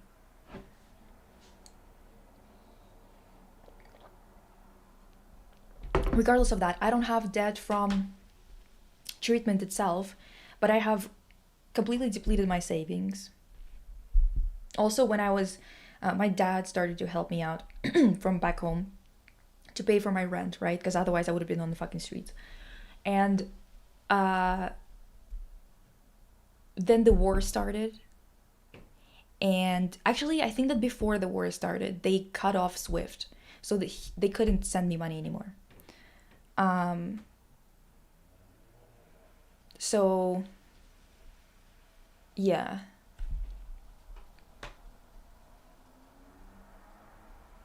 For real, I've just accepted that my own personal goals are not so important overall because of the work that must be done right in my home city, with fascism becoming more and more clearly and apparently violent. I also don't have the means for anything but the essentials anyways. Same. Bully bag t-shirts, of course, for merch. Yeah, we definitely need to do the bully bag ones. Because I am against this type of shit of like, oh, we need to stop the cycle of violence with the victims not taking revenge. The victims should take it. Take the abuse. This is how we stop the cycle of violence. Who gives a fuck about stopping the cycle of violence at this point? Honestly, mutual destruction sounds pretty good to me, as long as you don't get to fucking live either. And now I'm talking to billionaires, of course. Also, Reza, thanks for talking about the NHS, because oftentimes in conversation people idolize the UK, but we're actively regressed after Thatcherism and Tory privatization. Dude, this is so bad, guys, because Carney right now, this is our Thatcher. If you hate Thatcher, go look up what Carney is doing right now. He's doing the exact same thing like to us right now, while pretending to be this like beacon of hope that stands up to Trump, while at the same time he goes so first he's like, we're gonna stand up to America, and then he goes to America, gives a speech and goes, we're gonna help America be great again. Can you imagine? I have never been a part of a country that's so cucked, right? I'm not used to being a part of a smaller country. Like, say what you will about Russia, but we're a big dog, you know, in the grand scheme of things. And it's really weird to be part of a country that's so cucked, like just loves to take whatever from America. I'm always like, you guys are just gonna take it? Okay. Sure. I mean, what am I gonna do? What am I gonna tell you? You're probably not even gonna take me as like one of your own, so why am I gonna tell you what to do? But I'm just saying, shouldn't be taking that shit from them, but whatever. Healthcare workers feel it, especially nurses. I can understand being numb to systemic oppression, but at the end of the day, that's what they want, so they can continue to prosper. Exactly, because the thing is, they also make them work from 12 to 24 hours a day in such a hard position, such a hard job, just so they become angry at the population, because they're dealing with difficult people in their worst state, right? So you kind of have to like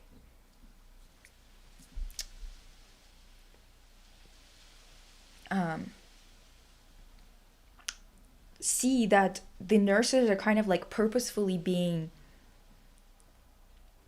made angry at the population. Do you know what I mean?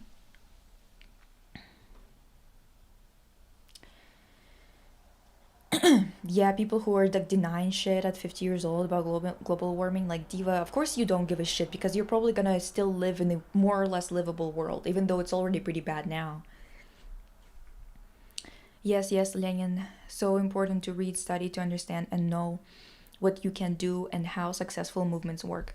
Read what is to be done and state and revolution, I believe. So stop using such a neoliberal issue that has completely obscured what individual wastage is. That individual wastage is null in comparison to the systematic objection AI production has escalated. Exactly. My school teacher used to say that there was 1 meter long snowdrifts in my hometown. I was literally born on New Year's Eve, never seen snowdrifts till I moved to Moscow. Damn. My school teacher used to say that there was working class people are ashamed for having lots of children, while historically people would have lots of children because it would provide an extra income, especially during the Industrial Revolution. Yeah, but again,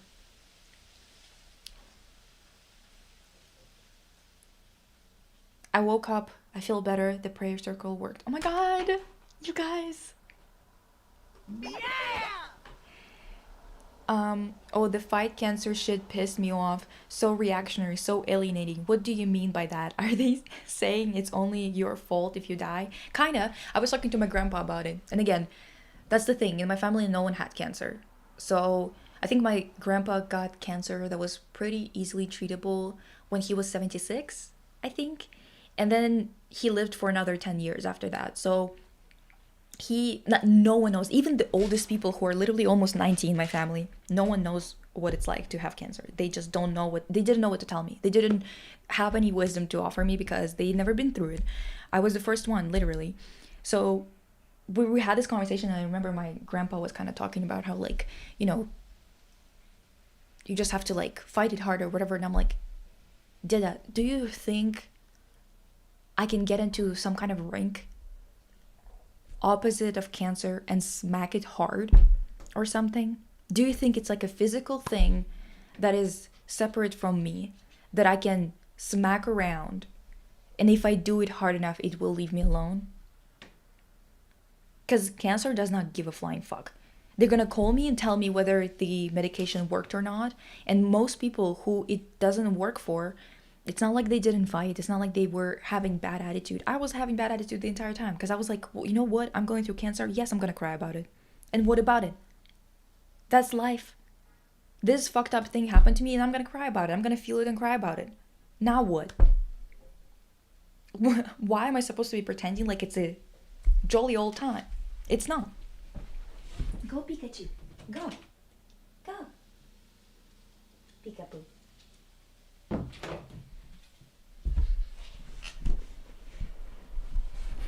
And he was like, well, it's gonna be like, maybe the attitude like helps or whatever the hell. And I'm like, dude, it is what it is. Let's just joke on the phone, have a good time. But I might cry at the end anyway. But fighting it in terms of being like, I'm gonna get up and fight and I'm gonna try not to cry and I'm gonna be so positive about it, it's not gonna do shit for me when I can't even crawl to the bathroom. Like, this is for people who have less pressing issues, or at least cancer when that kind of like allows you to live your life, like there's some cancers where you can do treatment and like it's like pills or whatever, it might make you nauseous here and there, but that's about it. I'm doing such a harsh regimen, it might fuck up my lungs and my heart. And for 5 days after treatment, I can't even get up on my own. So what are we talking about? What kind of attitude am I supposed to have? I can literally feel every vein in my body buzzing with pain because I have something that's literally burning in there. What do you think I'm gonna do? adding on to what I previously said, life expectancy during that era was literally 20 years old. Exactly, dude. It's fucking insane. You know what? Every time they talk about USSR and they say communism doesn't work. I'm like, what do you mean it doesn't work? We went from life expectancy being 32 years old to 70 or 68, something like that, within one generation. We went from having only shovels to being in space within one generation. We went from 20% literacy rates to 100% within one generation. Not even one generation, fucking 20 years max. And those motherfuckers who steal your children and essay them tell you that it was a failure because they have managed to finally beat through the wall with their money, trying to get some rotten Russians who would sell us out. Or not just Russians, I mean, it's a bunch of USSR people, so it's probably all of them, right? Like different types of people, but still. It's literally them saying if someone dies, they didn't want to beat it. Like, fuck off with that mentality. Exactly. Every time when they said it, I was like,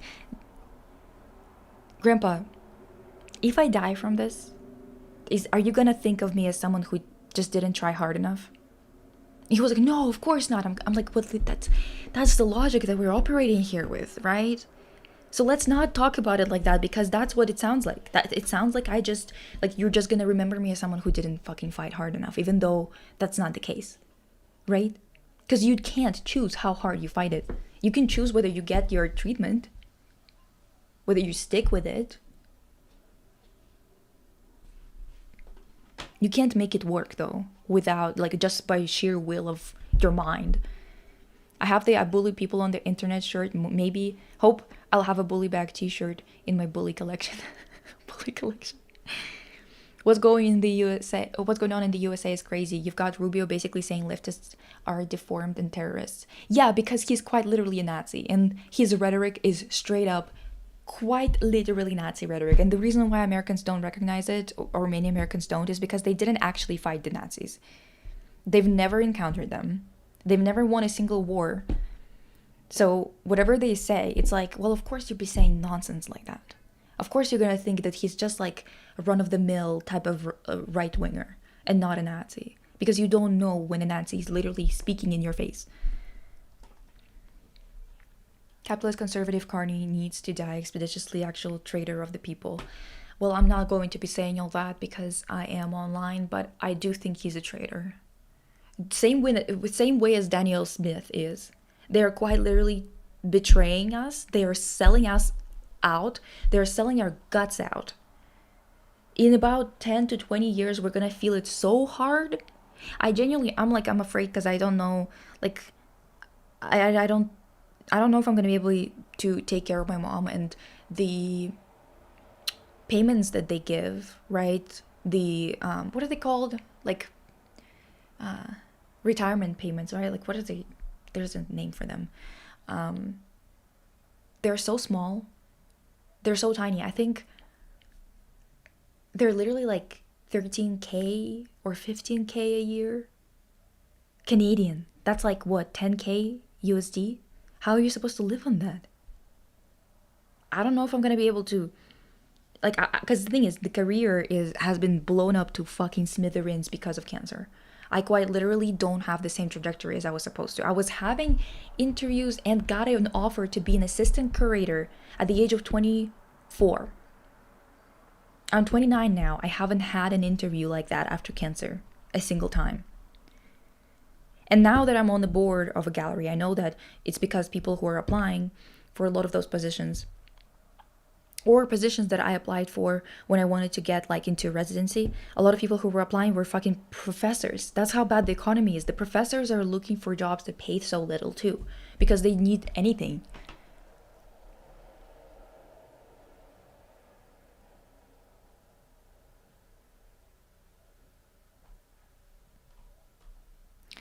I'm annoyed because racist Brits who were treating my people like shit called us thieves now fucking suddenly love us and put us as an example of good immigrants instead of those bad people of color. Yeah. $400 mistake shouldn't be possible with the health insurance. What the fuck? I know. My Steam account, It's just Lisa Fevral, I think. He said it's not global warming, but he called this switch of or exchange, and he doesn't complain because he. What? Nonsense. Деда. About cost of being ill, mom brought me those Nutri drinks from work 4 times. 4 times when I couldn't eat. I googled and they cost insane amounts of money, and it's literally food with nutrients for you to live. 1 to 2k rubles for like 500 milliliters, or maybe 1 liter, 10 to 20 euros. Yeah. Spouting Nazi rhetoric when your country prides themselves on being the saviors during World War II is crazy.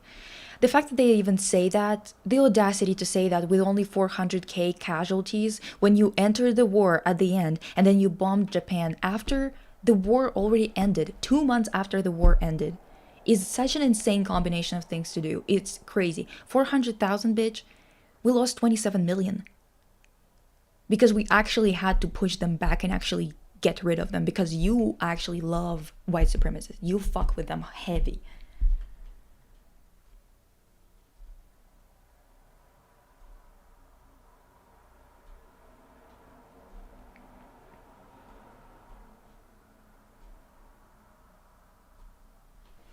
Anyway, this turned real heavy, eh? Oops. I'm sorry. It's the same thing as like when we were talking last therapy speak when we were with Bassistan, and I'm like, now I have to be listening to people telling me, like lecturing me on how I should be going and meeting more people to have more experiences, to date and other things like that, for example. And I'm like, oh, I'm supposed to now be lectured, even though I'm not doing those things because I just can't. I don't have the money because I had to spend that money on medication for my dog, for her heart. But yes, let's treat me like a kid who's like not, who doesn't have any experiences because I'm like just not doing something myself. I did storyboards for big corporation ads like Yandex before AI boom. Not big cash, but enough for students. Sadly, these gigs aren't available right now. Yeah, because they probably replace it all with AI, right? Fucking disgusting, for real.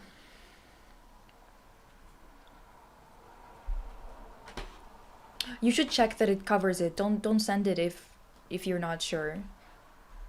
It's not worth it.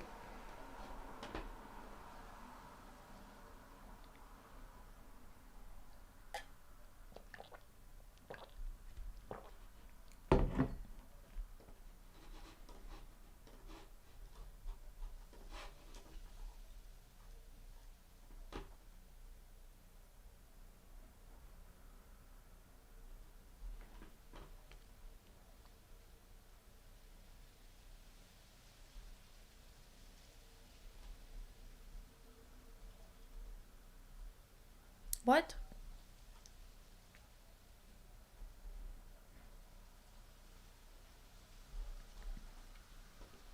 I'm sorry to say right now, but I can't help myself. The cashew nut fruit also has a burning acid in it when you cut open to get cashew.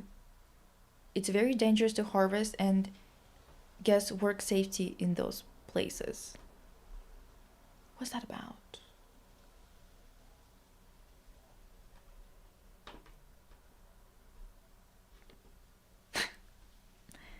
Your baddie riz me tonight?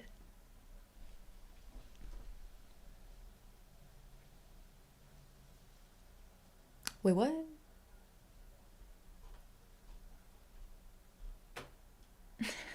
What are we talking about? Oh, Bernie meds. Okay, got it. Before I forget, it has to do with episode 1 of Therapy Squeaks.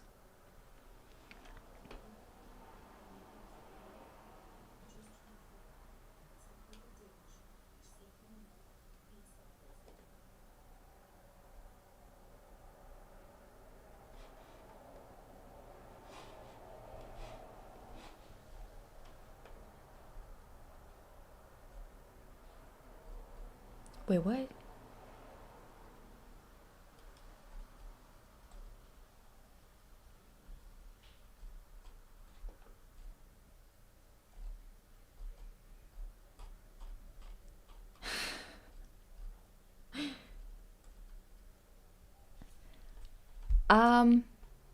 Comrade Clara. Oh! Yeah, just remembered. I'm like, what are we talking about? It's Sir Little. Okay. Okay, got it. We've been talking serious stuff while those two weirdos on the screen had. I forgot that they're still here. Oops.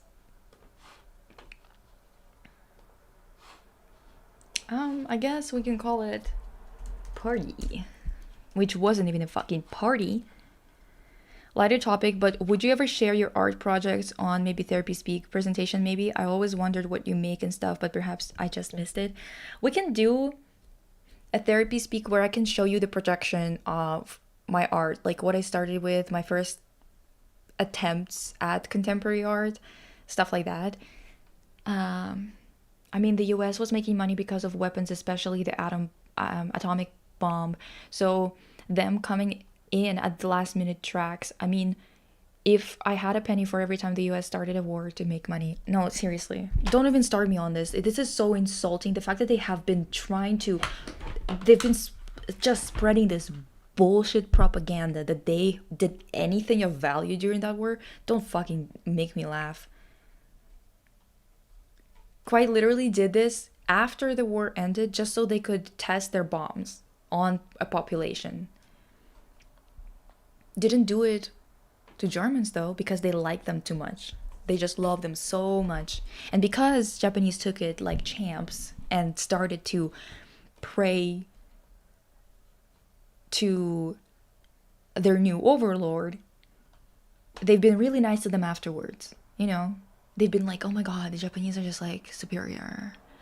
You go to, it's like, it reminds me of that time I went to this like new collection release of this stupid ass brand in Vancouver, and they gave this whole speech about the material that they're using, this like denim, and they're like, so we took this denim, this amazing quality denim, yada yada yada, and we sent it to our Japanese production plant. And they did what Japanese do best. They made it better. And it's like, just hop on that dick at that point, you know what I mean? Like, it's just ridiculous. Just listening to them, it's always, God.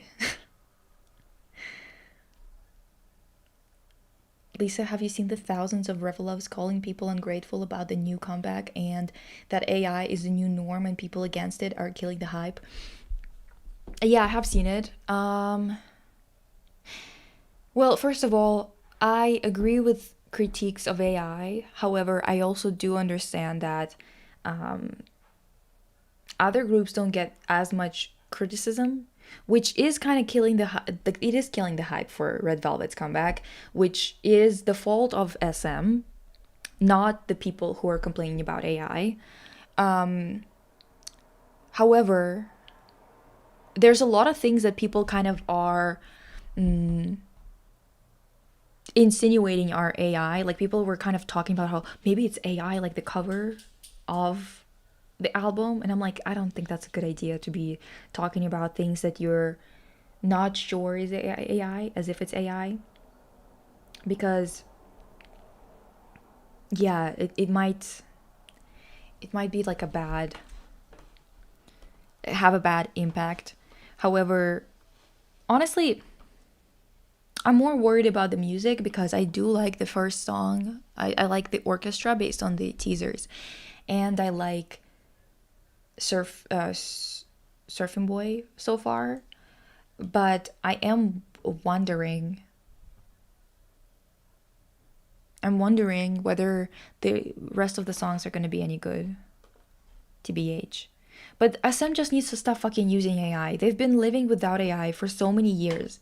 Why do they need it? And especially for such stupid things. Like, things that they honestly just use the same fucking image that you created for the teaser with that mermaid on the CD instead of creating something with AI.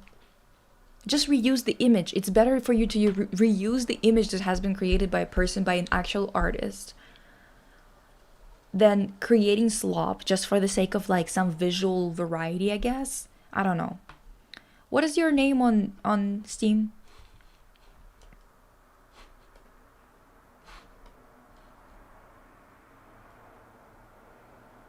Yeah, I have. I like Orchestra already. I'm feeling good about Surfer Boy. But the other three, I'm afraid that Hawaii is gonna be kind of boring. I don't know. How do you feel about it? Опа. Ну и что это такое? Ну. She keeps on going back and forth, you know what I mean? Like, leaving and then coming back, and then leaving and then coming back. This little Pika. Little Peekapoo. Let me find a picture of little Peekapoo. She's so funny. I have this picture where she... I used it as an emoji on Twitch. It just looks like she's judging so hard. It cracks me up every single time.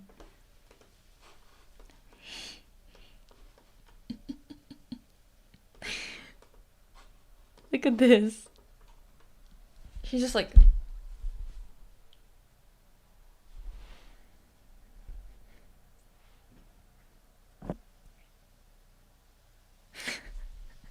so cute. I don't listen to the album medley because I want the first listen to be like a new experience. That's a good idea, because I think that highlight medley sometimes can use pieces of the song that shouldn't be used as the first introduction to a song, because like as I've said about From Is 9, I was kind of like listening to the highlight medley and I was just kind of thinking, damn, I don't like anything except for maybe the title track. And then I listened to it when it came out in full, and actually quite a few songs I was like, oh, it's actually cute.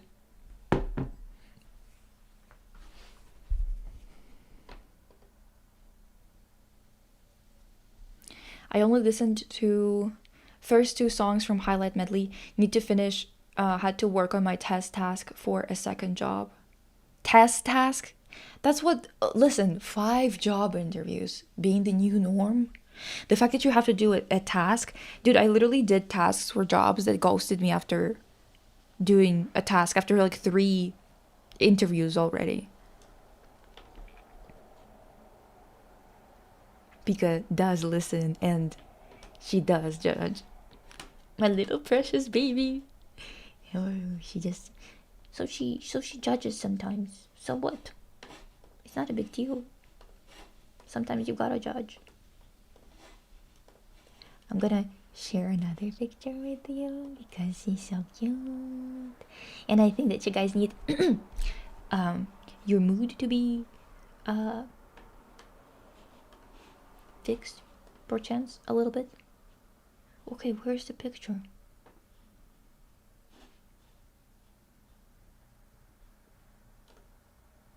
Oh! Oops.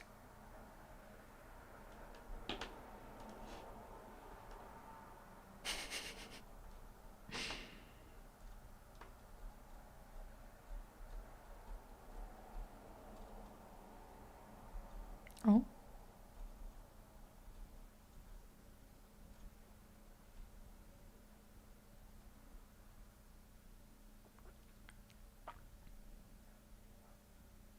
I have been listening to Sellout since you played it in haircutting stream. Do you have a similar rec? Maybe Lexi Leo's new album, New Mini. Except I would say that probably just like 1 or 2 2 songs off of that is in that genre type of deal. It's Lexi Leo X, just X.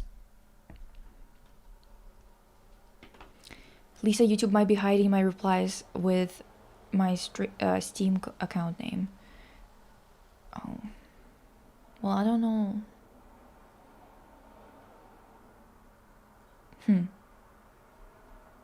Why would you do that? I'm waiting for the new Red Velvet album to come out to get into them. My Pookie's so into it, they look cunty AF. Yes, they do look cunty AF.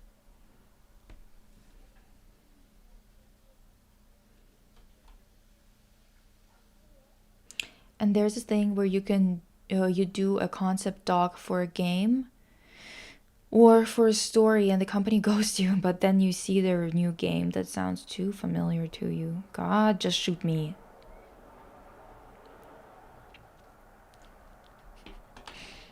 You kind of have beef with Lexi Liu. Why?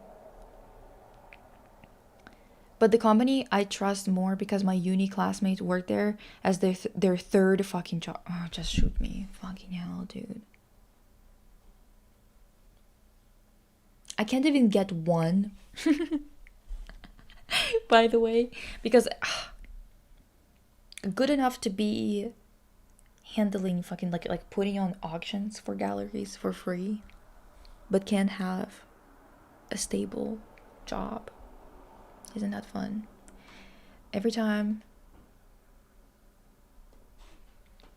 I go to a video essay comment section, I saw Pochraj's comments and the early ones kind of waiting for him becoming new Alex Avila. I don't know who that is. Okay, put it on community tab.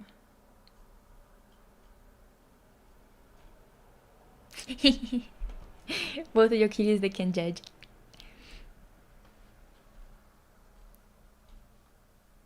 When I was 13, Lexi Liu killed my grandma.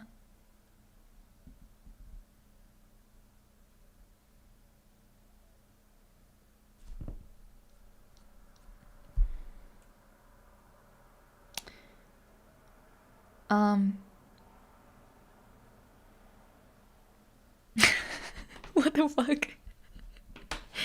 What the hell are we talking about? Is that a meme again that I don't know about? Is that what it is? Please. God.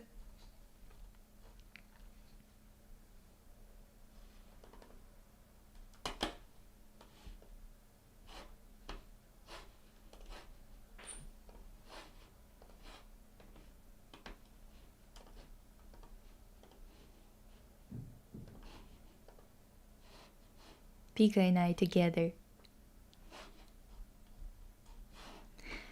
Okay, let me see.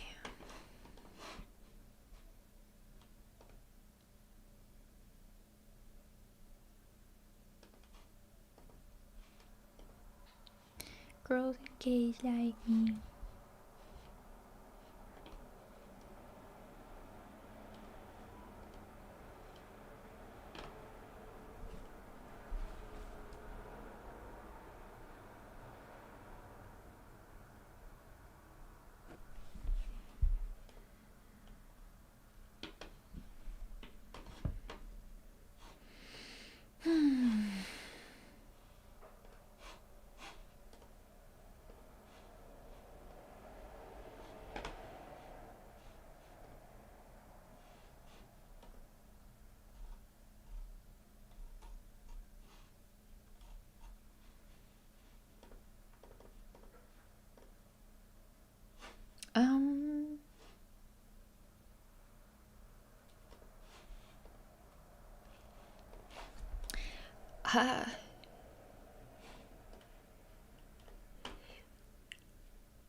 Okay, oh, it finally came through here.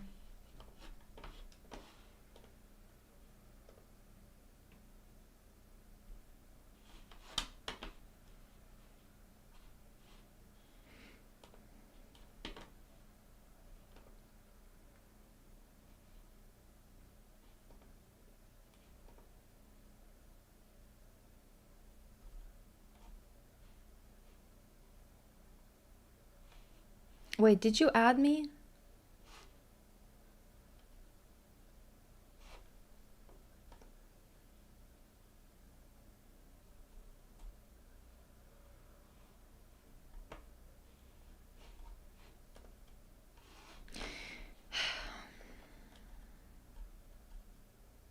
Lisa, have you watched Possession and what do you think of the Possession remake?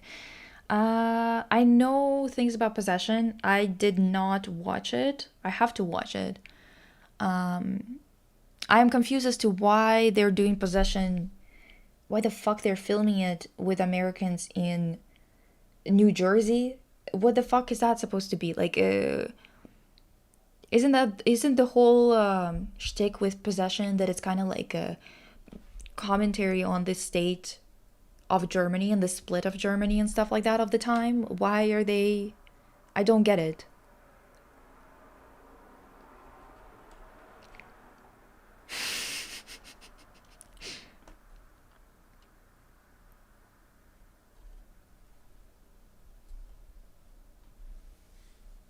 It looks like a family painting in the 18th century. Two divas, one bod.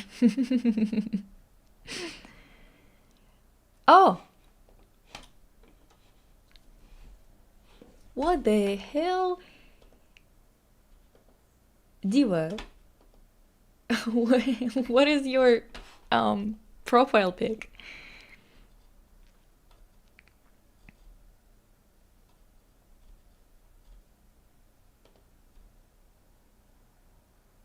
The Mona Lisa holding the Pika Lisa for joint diva slay. Yeah, I'm confused as to why they're doing it in America. What's the point? Actually, I don't understand what the point of remaking it is. Just make a new thing. Get inspired by it maybe if you want to, but like make a new thing. I just don't understand. Dude, so my roommate had a cat, right? And I made a sticker with me, Pika, and the cat, because the cat looks so derpy there. Look at this shit. His name is Little Cowboy, and he's a little freak. Oh, it's Medic from TF2. Okay. Look at his face. Like, what is his issue? And Pika.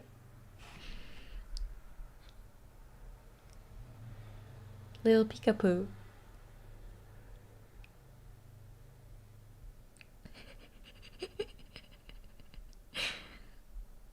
He was obsessed with Hopa.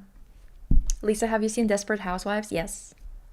Not the entirety of the series, though. I think I've seen 2 seasons. And when I was a kid, I saw more than that, but I just don't remember it. Because obviously, like, I was a kid. Little Cowboy, yeah.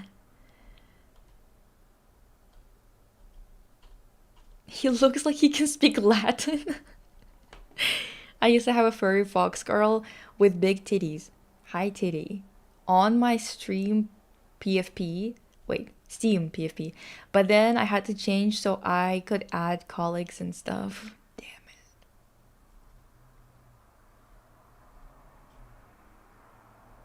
Do you think Pika's favorite Red Velvet song would be Peekaboo?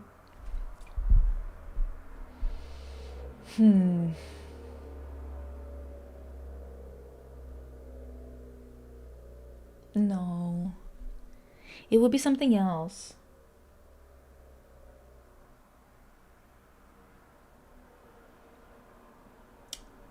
Maybe like that roller coasters thing, the roller coaster song, or something off of day 1 of Reviv Festival. Cowboy should be tried for witchcraft is crazy. Such a cute picture. He would constantly jump up on me, sit like around, like basically be on my neck all day.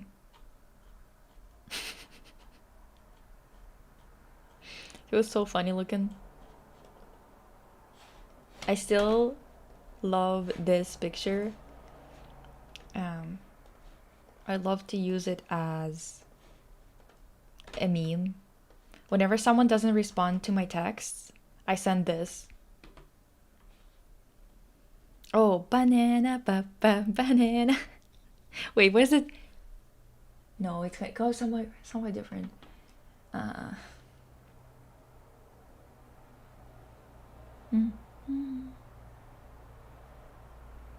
Okay, I don't remember. I know what you're talking about. I know the song, of course. Obvi.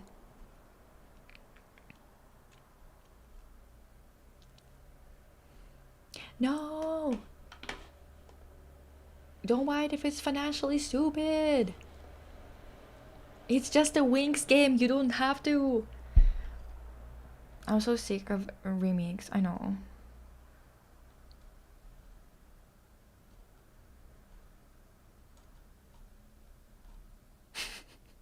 On a ride, yes. On a ride. Or Power Up. I think it would be On the Ride or Power Up. Pika in the Blair Witch Project. Oh, my little Pika. My sweet little Peekaboo. Peekaboo.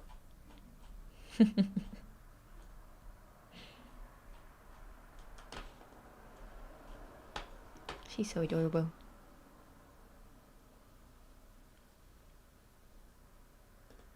Anyway.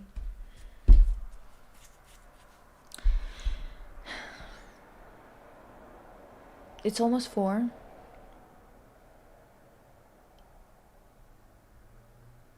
I have to go eat and finish my application.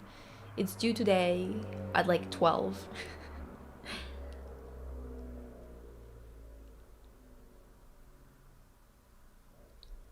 I want it, yeah. That song, I swear. Yes, she would be my little animal psychic mascot. Actually, someone drew me like that. Wait, I can show you. And by someone... Wait. Where is it?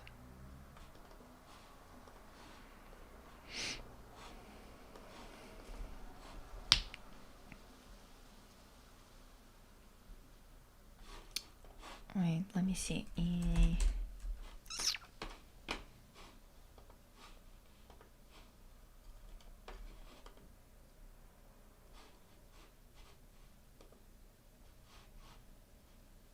It's from Randomness Imagines. And let me show you. Ugh, my tooth hurts. For some stupid ass reason. I don't know why. Banana, banana,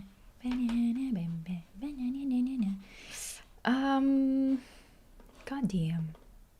Oh, found it.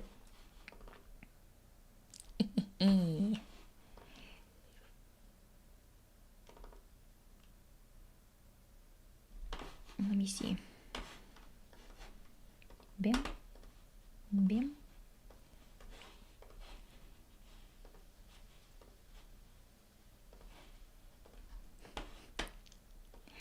And guess who's here? Little baby Pika.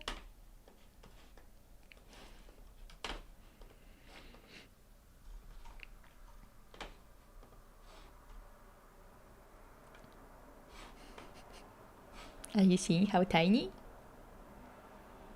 Yeah. They even gave me another version of it.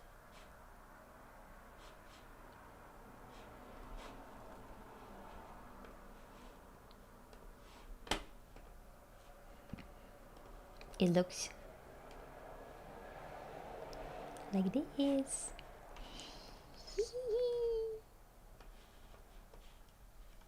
Look at that.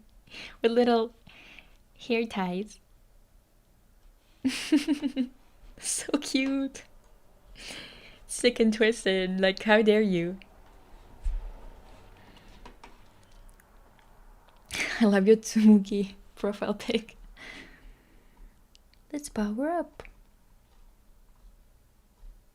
Basically, they just like made a Mario song.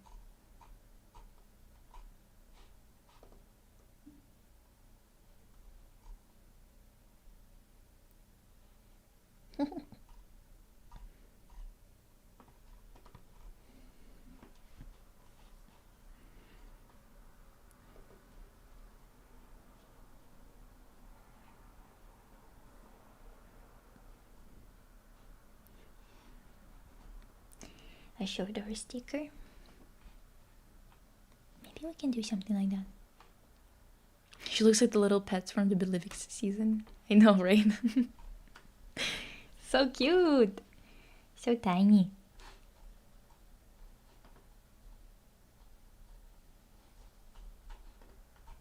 Yeah. So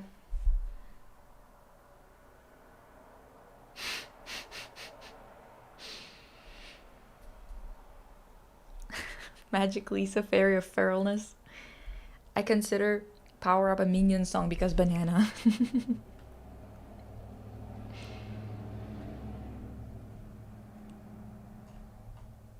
Fevralix, exactly. That's what it is, dude. Okay, divas, I'm gonna go finish the application. God knows what for. Lisa, thank you for a very comfy talk today. You're a real one. Thank you, divas. You guys are real ones too, thank God. Except for those two freaks that came in at the beginning that I had to block. Because one of them was literally with a Hitler profile pic. And the other one asked me to stream naked. Did I finish this Cyprus story? I finished one Cyprus story. There's quite a few that need to be told for the full picture. It's just we're gonna have to do it in portions because I have to remember things before I tell them because I have a hard time remembering things. Yeah. Anyway. Okay, divas. Yes, don't forget the pinky promise to survive, divas. Perchance we should have that on a t-shirt. Or on a pinky ring, diva. Wait, what? Oh, yeah. I was like, wait, what the fuck? And I'm like, wait, what are we talking about? Oh, yeah, the two people in the beginning. I don't know where the fuck they came from, but whatever. Anyway, have a good day. Hope you're having a great weekend. And I am gonna see you soon. Bye.